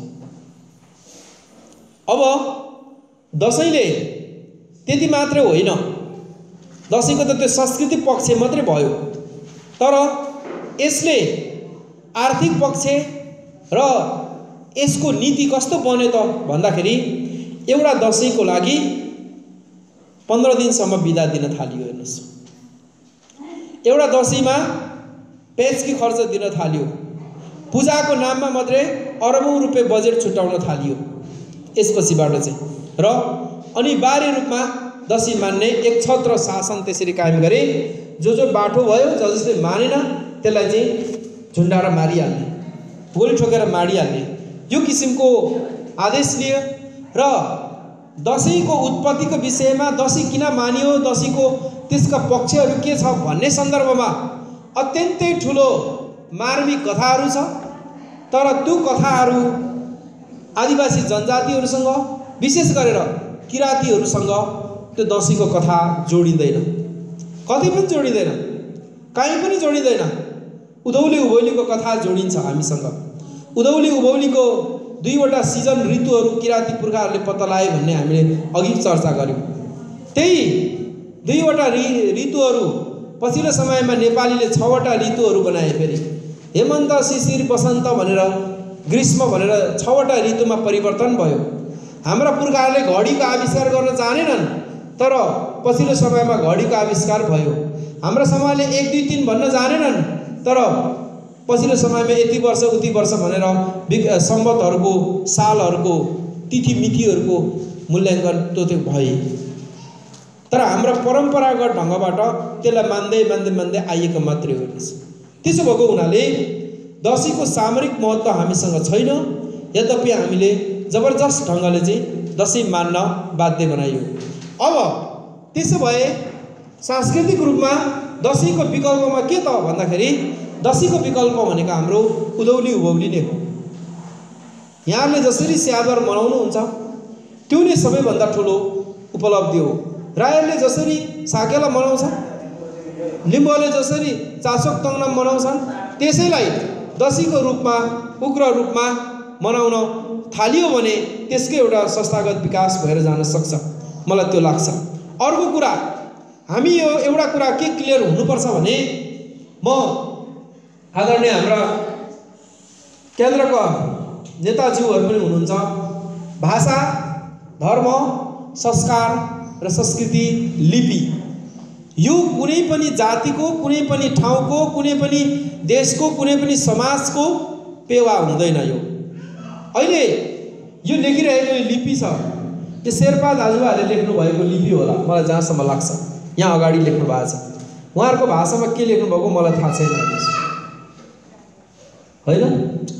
अब हामीले जुन यो अक्षर लेखिराख्नु भएको छ सुनवार, यसलाई देवनागरिक लिपि भन्छ। भारतको देवनगरमा 9 शताब्दीमा विकास भएर आएको लिपि हो यो। भारतको एउटा देवनगर भन्ने ठाउँ छ, त्यहाँ चाहिँ 9 शताब्दीमा यो लिपिको विकास भएर आएको जुन देवनागरिक लिपि हो, यो नेपाल र भारतमा मात्रै हामी प्रयोग गर्छौँ। हिन्दी वर्डले त प्रयोग गर्छन्, यहाँ हामी नेपाली वर्डले त प्रयोग गर्छौँ। अब त्यहाँभन्दा मुनि तपाईँले SWS लेख्नु भएको छ, यो चाहिँ रोमन लिपि हो। यो लिपि चाहिँ रोम सभ्यताबाट विकास भएर आएको अङ्ग्रेजी लिपि हो यो भनेको चाहिँ। भनेपछि सुनवारमा के रहेछ त? जति लेख्नु भएको त सबै के छ? कि त भारतको छ देवनगर, कि त के छ? अङ्ग्रेजी लिपि छ, अरू त केही पनि देखिँदैन। हेर्नुहोस् है। तर हामीले के भन्यौँ यसलाई? यो हाम्रो पनि लिपि हो भनेर हामीले चलायौँ, एसिमिलेसन गऱ्यौँ, आत्मसात गऱ्यौँ। अब यो लेखिएको शेर्पा लिपिको यो लिपि पनि मेरो हो भनेर मैले आत्मसात गरेँ भने हुन्छ, केही फरक पर्दैन। मेरो हो भनेर मैले आत्मसात गर्नु पर्यो। किरात लिपि छ, किरात लिपिको विषयमा अघि पनि मैले छोटो चर्चा गर्ने गरेँ। त्यसलाई श्रीजङ्गा लिपि पनि भनेर भन्छन्। हामीले चलाउँदै आइरहेको चाहिँ किरात लिपि हो। त्यो लिपि पनि किराती समुदायको मात्रै होइन, यो विश्वकै सम्पदाको लिपि हो। हेर्नुहोस्, हामी सबैले त्यो लिपिको प्रयोग गर्दा केही नै फरक पर्दैन। आखिरी भारतमा जन्मेको देवनगर, उता रोम सभ्यता अङ्ग्रेजीबाट आएको इङ्ग्लिस त प्रयोग गर्छौँ भने आफ्नै देशमा उत्पादन भएको किरात लिपि प्रयोग गर्दा के हुन्छ? अब संस्कृतिको कुरा गर्नुहुन्छ भने हेर्नुहोस्, अहिले मानिरहेको चाकसोक तङनाम, अहिले मानिरहेको स्यादर वा साकेला वा लाखे नाचको कुरा गरौँ यहाँ। हेर्नुहोस्, त्यो संस्कृति भनेको चाहिँ एसिमिलेसन हुन्छ, आत्मसात हुन्छ। म माझकिरातमा जन्मेको मान्छे, धरान आएको मैले लगभग 12 वर्ष भयो। धरान आएर बस्दाखेरि मेरो छोरो यहीँ जन्मियो।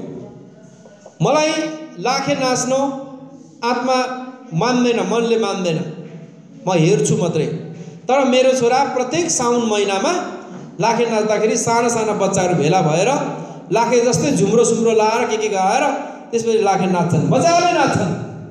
त्यो किन त्यस्तो भयो भन्दाखेरि संस्कृति एसिमिलेसन हुन्छ, आत्मीकरण हुन्छ, समय लाग्छ। हेर्नुहोस्, त्यो नेवार समुदायको मात्रै लाखे होइन, नेपालकै संस्कृति हो। हेर्नुहोस्, यसरी बुझ्नु पर्यो हामीले चाहिँ। यदि त्यसो भए हामीले अहिले मानिरहेको भ्यालेन्टाइन डे, युवा युवतीहरूको प्रणय दिवसको दिन 4 करोड तपाईँले नेपालीमा फुल नै बिग्छ अरे। हेर्नुहोस्, 4 करोड त त्यो फुल नेपालले उत्पादन गर्न सक्दैन, फेरि विदेशबाट आउँछ त्यो फुल पनि। भनेपछि भ्यालेन्टाइन डे न मेरो बाजेले मनाए, न बाउले मनाए, न आफूले, तर अहिलेको जेनेरेसनमा भर्खरै 2-4 वर्ष भयो वात्तै त्यो भ्यालेन्टाइन डेको मनाएर आइरहेको छ। तपाईँ त्यति मात्र होइन, बर्थडेको कुरा त अझै धेरै। हेर्नुहोस्, आज पनि मलाई यो सकेपछि मेरो छिमेकीमा बर्थडे छ, खानु बोलाइराख्नु भएको छ, म बर्थडे खान जाँदैछु। त्यो बर्थडे हामीले अघि यो क्यान्डल बालेर यसलाई उद्घाटन गऱ्यौँ, तर भरे त्यो 5 वर्षको पुगेछ त्यो नानी, 5वटा क्यान्डललाई झ्याप्पै निभाएर ह्याप्पी बर्थडे टु यु भनेपछि ठक्क केक काटिन्छ, मिठो मिठो खानेकुरा टेबलमा आइहाल्छ। हेर्नुहोस् है, हुँदा हुँदा त्यो बर्थडे हाम्रो हो त, नेपालीहरूको हो त्यो बर्थडे होइन। पृथ्वीनारायण शाहले, किराती राजाले यो बर्थडे मनाउँदै आएको हो त? त्यो होइन। तर हामीले बर्थडेलाई अहिले आत्मसात गरिसकेका छौँ। त्यो संस्कृति मेरो पनि हो भनेर भनिसकेका छौँ हामीले। हेर्नुहोस्, संस्कृति त्यसकारण कुनै जातिको पेवा हुँदैन, कुनै समुदायको पेवा हुँदैन। अहिले बोलिरहेको भाषा, यो भाषा मैले जे बोलिरहेको छु यो भाषा नेपाली भाषा हो। अब यो नबोलेर के बोल्ने त? हाम्रो बोलचालको माध्यमै यही नै हो। हेर्नुहोस्, अङ्ग्रेजी अहिले अन्तर्राष्ट्रिय भाषाको रूपमा परिणत भइसकेको छ। हिजो अस्ति हामीले, म हिन्दू धर्मलाई मान्दिनँ, तथापि हामीले शिवरात्रिको दिन आलु पोलेर खायौँ चोकको बिच घरमा। हेर्नुहोस्, रमाइलो भयो। यहाँ हाम्रो गीता बहिनी पनि हुनुहुन्छ, संयोजक हुनुहुन्छ। उहाँ किराती ड्रेस लाएर यहाँ उभिराख्नु भएको छ, आइरहेको खाएको अत्यन्तै ठुलो अभियन्ता नेता। तर हामीले हिन्दू धर्मले दिएको उपज हामीले आलु पोलेर खायौँ, चटपटे बनाएर खायौँ, स्यान्तारेम ल्याएर पनि खायौँ। हेर्नुहोस् है, हेर्नुहोस् किन यस्तो हुन्छ भन्दाखेरि त्यो संस्कृति मेरो पनि हो। हामीले बुझ्ने कुरा चाहिँ यहाँनिर हो। हेर्नुहोस्, त्यो संस्कृति मेरो पनि हो, हाम्रो पनि हो, सबैको हो। मैले यो कुरालाई जोड्नु तर के हो भन्दाखेरि किन हिन्दू धर्मबाट आएको दसैँलाई मात्रै महान चाडको रूपमा यो राज्यले लागू गर्यो?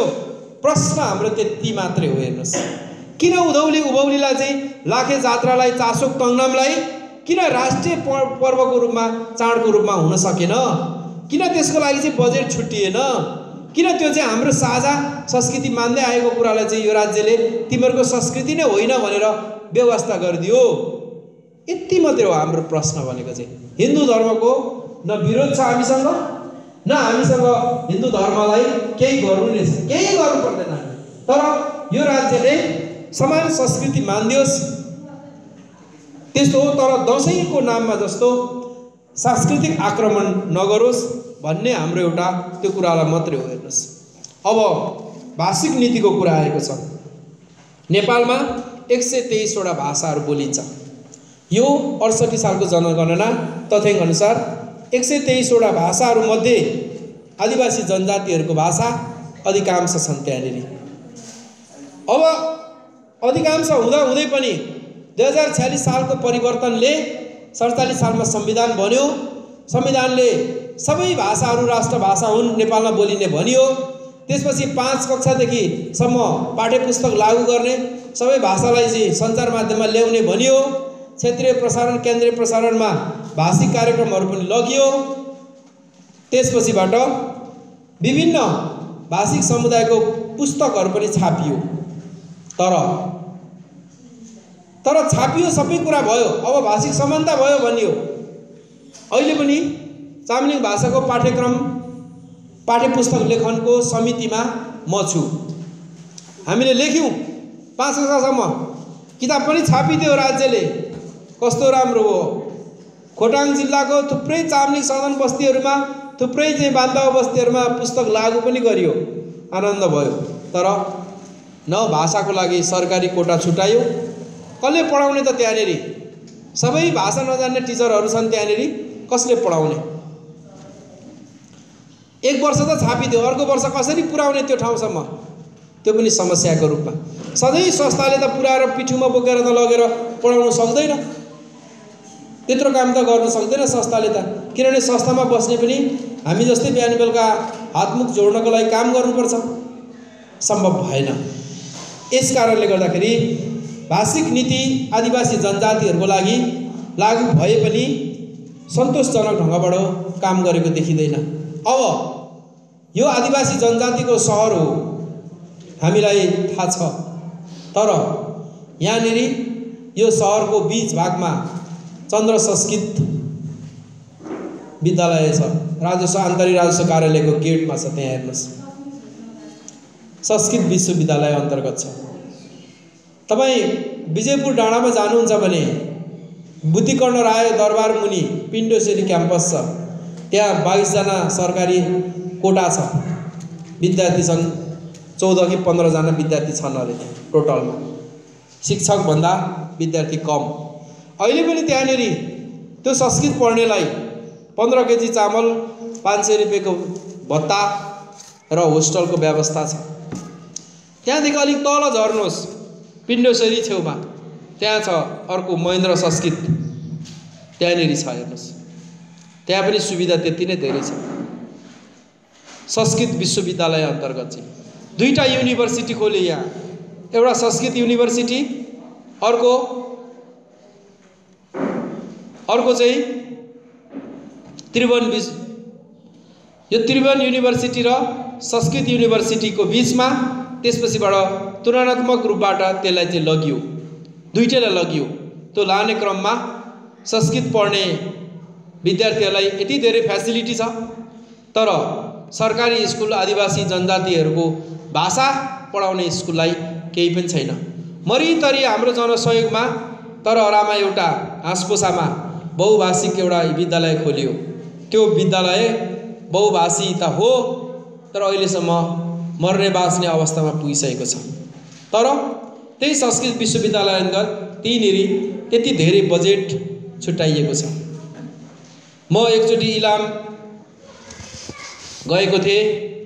इलाममा जाँदाखेरि माई पोखरीको टपको बिचमा एउटा वेद आश्रम रहेछ। त्यहाँनेरि संस्कृत स्कुल रहेछ। त्यहाँनेरि चाहिँ 8 जना 10 जना विद्यार्थी, 14-15 जना टिचर, अनि वार्षिक रूपमा त्यहाँनेरि चाहिँ 50 लाख भन्दा धेरै बजेट विनियोजन भएको त्यो ठाउँमा।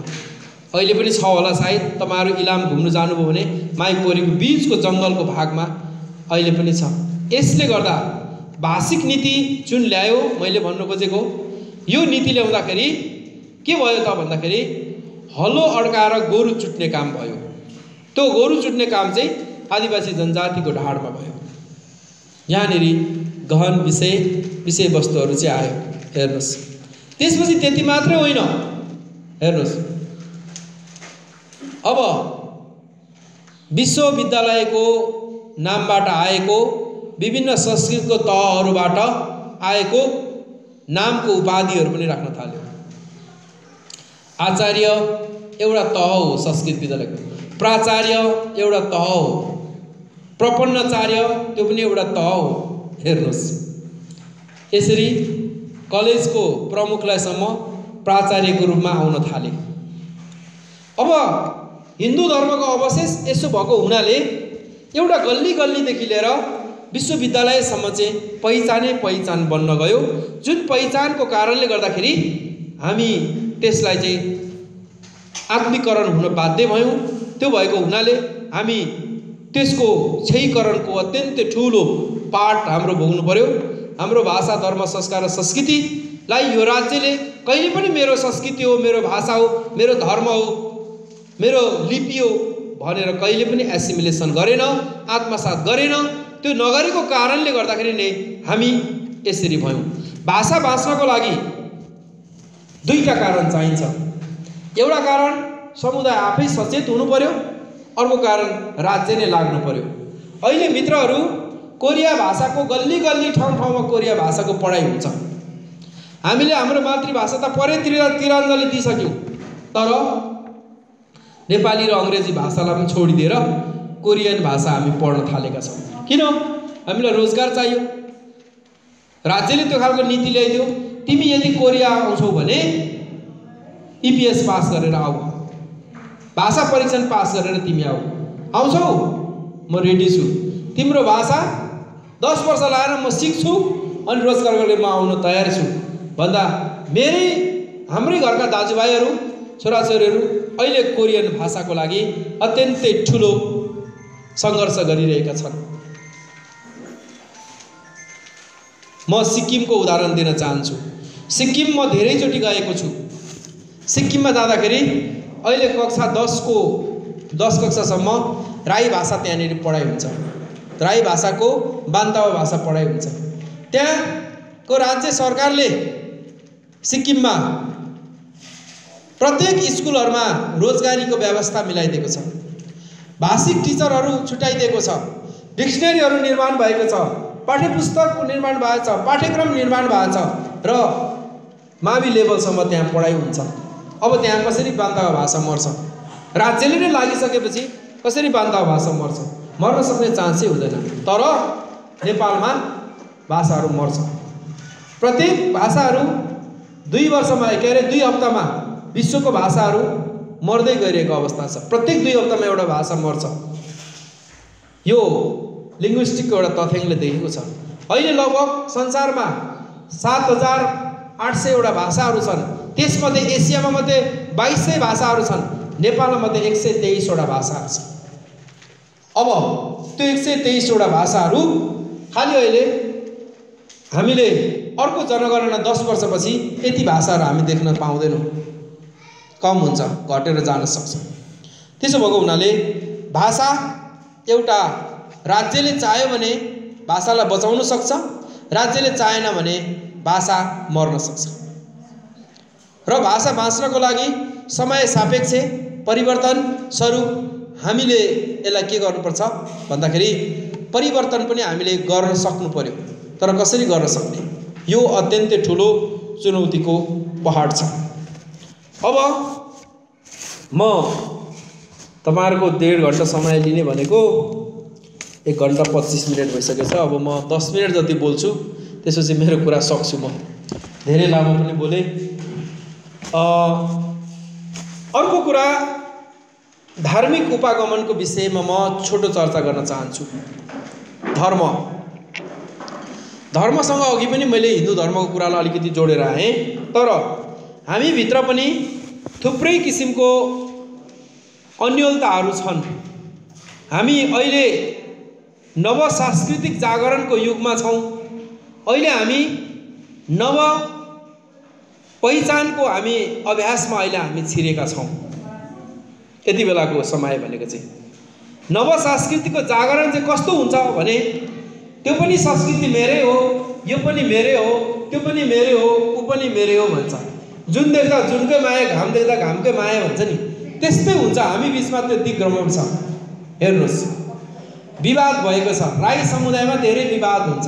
के विवाद हुन्छ भने, के त हाम्रो पहिचानको ड्रेस चाहिँ कस्तो हुन्छ भन्ने विषयमा कहिलेकाहीँ गोष्ठी हुन्छ। हाम्रो कलर कस्तो किसिमको हुने भन्ने विषयमा गोष्ठी हुन्छ।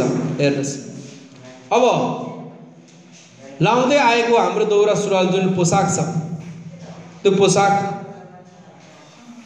हामीसँग कतिको महत्त्वपूर्ण छ, कतिको नजिक भएर आइरहेको छ।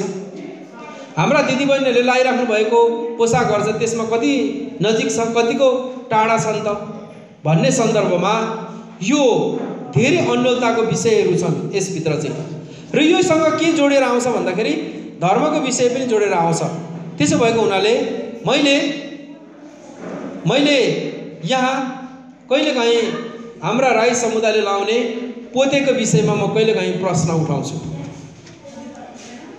हाम्रो सभ्यता अनुसार चाहिँ वाच्छी नारी हो, पुवालोको माला हो, सीमाला हो, जीमाला हो। तर हाम्रा दिदीबहिनीहरूले सीमाला पनि लाउनुहुन्छ, जीमाला पनि लाउनुहुन्छ, पैसाको हार पनि लाउनुहुन्छ, साथमा एउटा पोते पनि लगाइहाल्नुहुन्छ। तर त्यो पोते चाहिँ हिन्दू धर्मसँग जोडेर आएको विषय हो। सिन्दुर र पोते भनेको चाहिँ हिन्दू धर्म लाइसेन्स हो। त्यो चाहिँ हेर्नुहोस्, विवाह गरेको लाइसेन्स हो भनेर त्यो चाहिँ एउटा लाछाप गरेको जस्तो हो। त्यस अर्थमा चाहिँ त्यहाँ जोडेर आएको हुन्छ। तर अब मैले यसरी खुल्ला रूपमा भने मलाई मेरो छोरीचेलीहरूले मार्छन्। फेरि मेरो घरको दिदीले नै हान्छन् सबभन्दा पहिले त। के अरे उहाँ पोते छोड्नुहुन्न, तैँले जान्ने भएर हुन्छ, त बाठो भएर आएको, यो मेरो आमाले पनि लगाएको, बाबुले पनि लगाएको, हुँदैन भनेर मलाई पहिलो नम्बरमा प्रहार गरे मेरै दिदी हुन्छ। कसरी परिवर्तन सुरु गर्ने त? अब बहुत गाह्रो छ यो विषय। हेर्नुहोस् है, त्यसको हुनाले यो परम संस्कृतिको युगमा चाहिँ यस्तो हुँदो रहेछ। त्यो भएको हुनाले किराँत धर्मको नाममा जुन प्रकृतिवाद र पितृवादको मैले कुरा गरेँ, त्यो प्रकृतिवाद र पितृवादसँग जोड दिएको मात्रै हाम्रो किराँत धर्म हो। तर यहाँ के आएको छ भन्दाखेरि जसमुनि सन्त सम्प्रदाय भन्ने एउटा छ। यसले पनि यो हाम्रो किराँतीहरूको धर्म हो भनेर प्रचार गर्दै हिँड्छन्। हेर्नुहोस्, अब अर्को चाहिँ सतीआङ्मा सम्प्रदाय छन्। यो झापातिर यति धेरै सतीआङ्माको छन् जसको पितृवाद र प्रकृतिवादसँग उहाँहरूको नेचर छैन, त्यो मिल्दैन। पछिल्लो समयमा प्रभुदासी आएको छ, ओमनन्द सम्प्रदाय, स्वर्गिक मार्ग भनेर अहिले जुन हेभेनली पाथ आएको छ, यसको चर्चा त अत्यन्तै ठुलो भयो, बहसै भयो, अदालतमा मुद्दै पर्यो यो विषयमा। त हेर्नुहोस् होइन, यसले पहिले सुरुमा के गर्यो, यो चाहिँ किराँत धर्म हो भन्यो। किराँत धर्म भइसकेपछिबाट को हो त भन्दा फागुनन्दको अवतारी आत्मानन्द चाहिँ एउटा पुजारी मात्रै हो। खास फागुनन्दको अवतारी चाहिँ ओमनन्द हो, भक्त कुमार राई हो भनेर एकचोटि अत्यन्तै ठुलो टकराव पर्यो। हेर्नुहोस्, लारुम्बामा अत्यन्तै ठुलो धार्मिक सम्मेलन पनि भयो, धेरै कुराहरू आयो। अब कहाँ छ स्वर्गको कुरा, कहाँ छ प्रकृतिको कुरा, नेचरको कुरा, कहाँ छ पित्रको कुरा, नमिल्ने। अनि किराँती राई समुदाय भक्तबहादुरसँग चाहिँ अत्यन्तै ठुलो वाक युद्ध भयो। अहिले पनि त्यो जारी छ। हेर्नुहोस्, मैले धेरै ठाउँ भन्ने गरेको छु कि हामी तीन चुला मान्छौँ, प्रकृतिलाई मान्छौँ, पित्रलाई मान्छौँ, तर यो स्वर्गिक मार्गमा त्यस्तो किसिमको दर्शन छैन। उसले प्रकृतिलाई मान्ने कुरा गर्दैन, पित्रलाई मान्ने कुरा गर्दैन। उसले यो हाम्रो मान्दै आएको हाम्रो जुन चाहिँ बाजे बाउको पालादेखि आएको चुला छ, चुलालाई मान्दैन। उनका चेला भुलाले त सारा चुलाहरू उखेल्दै फाल्दै गर्ने थिए। त्यसो हुँदाखेरि हाम्रा समुदायका केही साथीहरू र यो बिचमा मुद्दा भयो। अत्यन्तै ठुलो तपाईहरुले फेसबुकमा वार देख्नुभयो होला। राई बिचको किन यस्तो भयो भन्ने धेरै कुराहरू आए, त्यहाँभित्र चर्चा परिचर्चा भयो।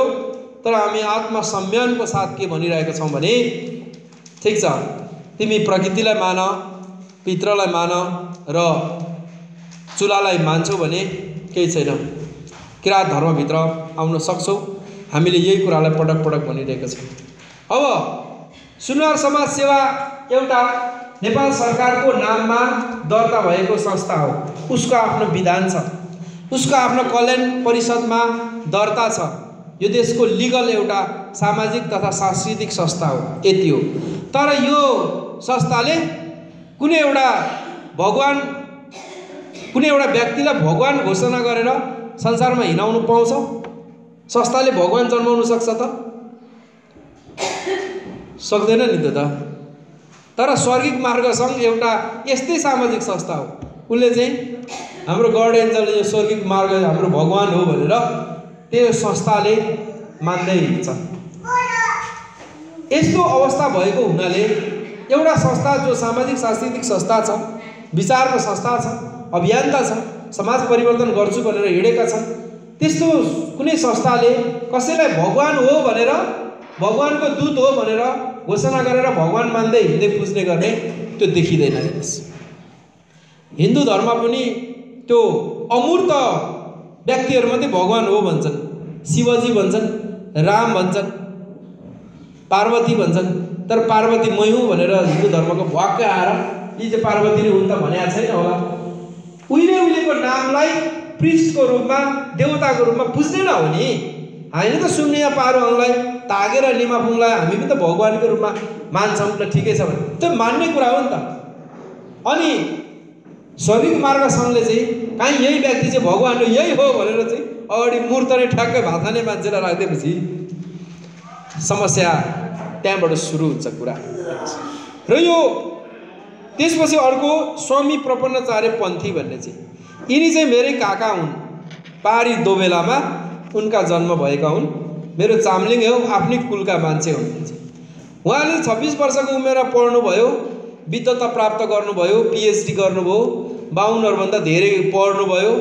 सबैले स्वामी भने, उनको अगाडि हिँड्दाखेरि अरू कोही पनि नहिँड्ने, स्वामी महाराज भन्ने थुप्रै सम्मान पाउनुभयो। धेरै कुरा उहाँले प्राप्त गर्नुभयो। उहाँको व्यक्तिगत जीवनको लागि अब उहाँ मृत भइसकेपछि म आभार प्रकट गर्दछु। तर किराँतीहरू चाहिँ सारा आदिवासी जनजाति चाहिँ यिनी पनि जनै लाउनुपर्छ भनेर बुढाले थुप्रै हाम्रा दाजुभाइहरूलाई जनै हालेर हिँडे। बुढाले त्यो जनै जब हालेर हिँडिसकेपछि जनै त हाम्रोसँग काहीँसँग सम्बन्ध छैन, हेर्नुहोस्। त्यसो भएको हुनाले उनलाई किराँती समुदायदेखि बाइकट हुनुपर्ने, तिरस्कृत हुनुपर्ने कारण चाहिँ एउटै मात्रै कारण हो, बुढाको कर्म हो। मर्दा पनि कोही मलामी गएनन् होला, मलाई जहाँसम्म लाग्छ। त्यसो भएको हुनाले यो थुप्रै किराँत धर्मको नाममा आएका छन्। क्षति गर्नको लागि, क्षयीकरण गर्नको लागि धेरै कुराहरू आएका छन्। र हामी स्पष्ट क्लियर के हुनुपर्छ भन्दाखेरि हामी आफ्नो धर्मको दर्शनको विषयमा स्पष्ट क्लियर हुनुपर्छ, जरुरी छ।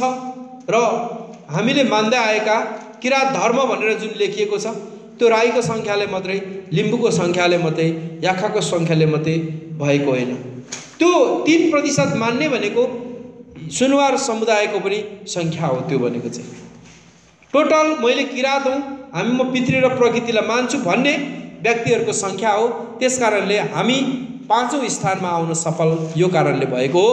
धार्मिक रूपमा हामीलाई थुप्रै क्षयीकरणको पाठहरू, विषयवस्तुहरू छ, जुन कुरालाई चाहिँ हामीले ख्याल गर्नुपर्ने अत्यन्तै जरुरी छ। अब मैले यति भनिसकेपछि एउटा निष्कर्षमा म अब पुग्न चाहन्छु। निष्कर्षमा जाँदै अहिले आएको एउटा सानो विषयवस्तु, त्यो विषयवस्तु अन्तर्राष्ट्रिय श्रम संगठन ILO 169 यो अन्तर्राष्ट्रिय श्रम संगठन ILO 169 नेपालमा 2064 सालमा तत्कालीन गिरिजाप्रसाद कोइरालाको अध्यक्षतामा प्रधानमन्त्री हुँदाखेरि नेपालले कानुनको रूपमा पास गरिसकेको छ। यो अन्तर्राष्ट्रिय कानुन हो। यो कानुनले धेरैवटा कुराहरू बोलेको छ आदिवासी जनजातिको विषयमा। त्यो मध्ये एउटा के भन्छ भने आदिवासी जनजातिहरूको बसोबास भएको सघन बसोबास स्थानमा विभिन्न उनीहरूको धर्म संस्कार र संस्कृतिहरूलाई नष्ट बनाउने टुलहरूमध्ये औजारहरूमध्ये एक नम्बरमा विकास। विकासको कारणले गर्दाखेरि हाम्रो सबै कुराहरूलाई नष्ट बनाएको छ। विजयपुरमा बुद्धिकर्णको दरबार अतिक्रमणको विषय त्यसैको एउटा विषय हो, विकासै हो त्यो भनेको चाहिँ। यहाँ एयरपोर्ट बन्दैछ हो, धरानवासीलाई एयरपोर्ट चाहिन्छ, यसमा विकल्पै छैन, यो ठाउँको पनि विकल्प छैन, ठिक छ। तर यो ठाउँमा एयरपोर्ट बनाइरहँदाखेरि, चाहे विजयपुर डाँडामा पानी ट्याङ्की बनाइरहँदाखेरि, चाहे एडिबी भन्ने संस्था आइरहँदाखेरि कि त्यो अन्तर्राष्ट्रिय कानुनमा के उल्लेख गरेको छ भने आदिवासी जनजातिहरूको प्रत्यक्ष असर पर्ने कुनै पनि कार्यहरू गर्दाखेरि उनीहरूसँग प्री कन्सर्न गर्नुपर्छ भनेर उल्लेख भएको छ।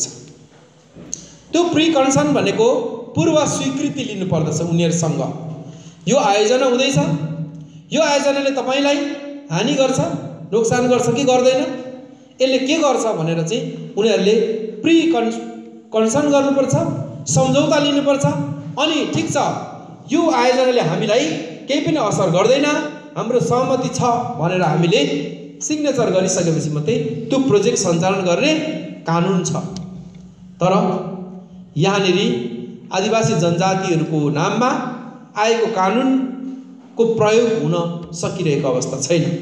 त्यसैको परिणाम स्वरूप हो यो हतुवागढीको अतिक्रमण, तपाईको मजुवागढीको अतिक्रमण, त्यसै गरेर विजयपुरको अतिक्रमण। यो सबै अतिक्रमणको शिकारहरू जति परेको छ त्यो सबै कारणहरू हामीले आफ्नो विषयमा कति हामी आफ्नो अधिकारको विषयमा सचेत छौँ, हामीले प्राप्त गरेको अधिकारहरू के हो र ती अधिकारहरूलाई हामीले कति बेला प्रयोग गर्ने भन्ने यो विषयमा हामी अनभिज्ञ छौँ। यो अनभिज्ञताकै कारणले गर्दाखेरि हाम्रो घरमा आएर हाम्रो धर्म भाषा संस्कार र संस्कृति हामीसँग सामरिक महत्त्व राख्ने विषय वस्तुहरूलाई नष्ट भइरहेको अवस्था छ। त्यसो भएको हुनाले ILO 169 यसको के प्रावधानहरू छ यो विषयमा पनि गहन रूपमा छलफल गर्नु, बहस गर्नु, तल्लो जनस्तरसम्म।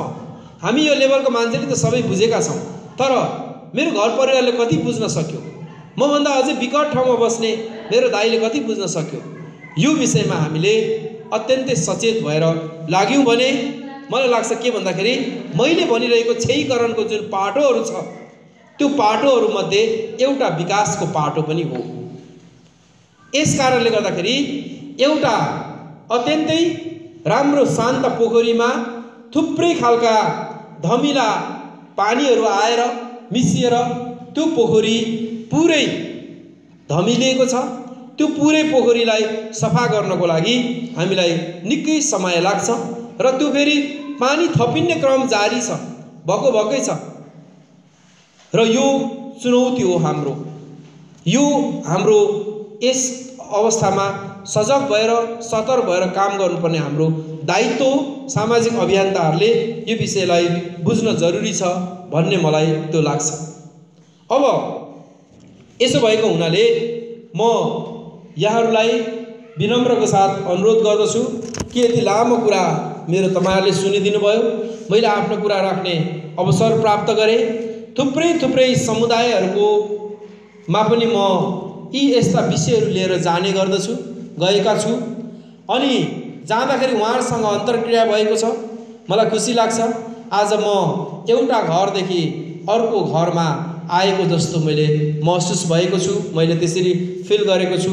सुनवार समाज सेवामा आउनु भनेको म कुनै पाहुना होइन, अझै भौगोलिक रूपमा हेर्ने हो भने त मेरो यहीँ बीच गोपा हो, घर नजिक हो।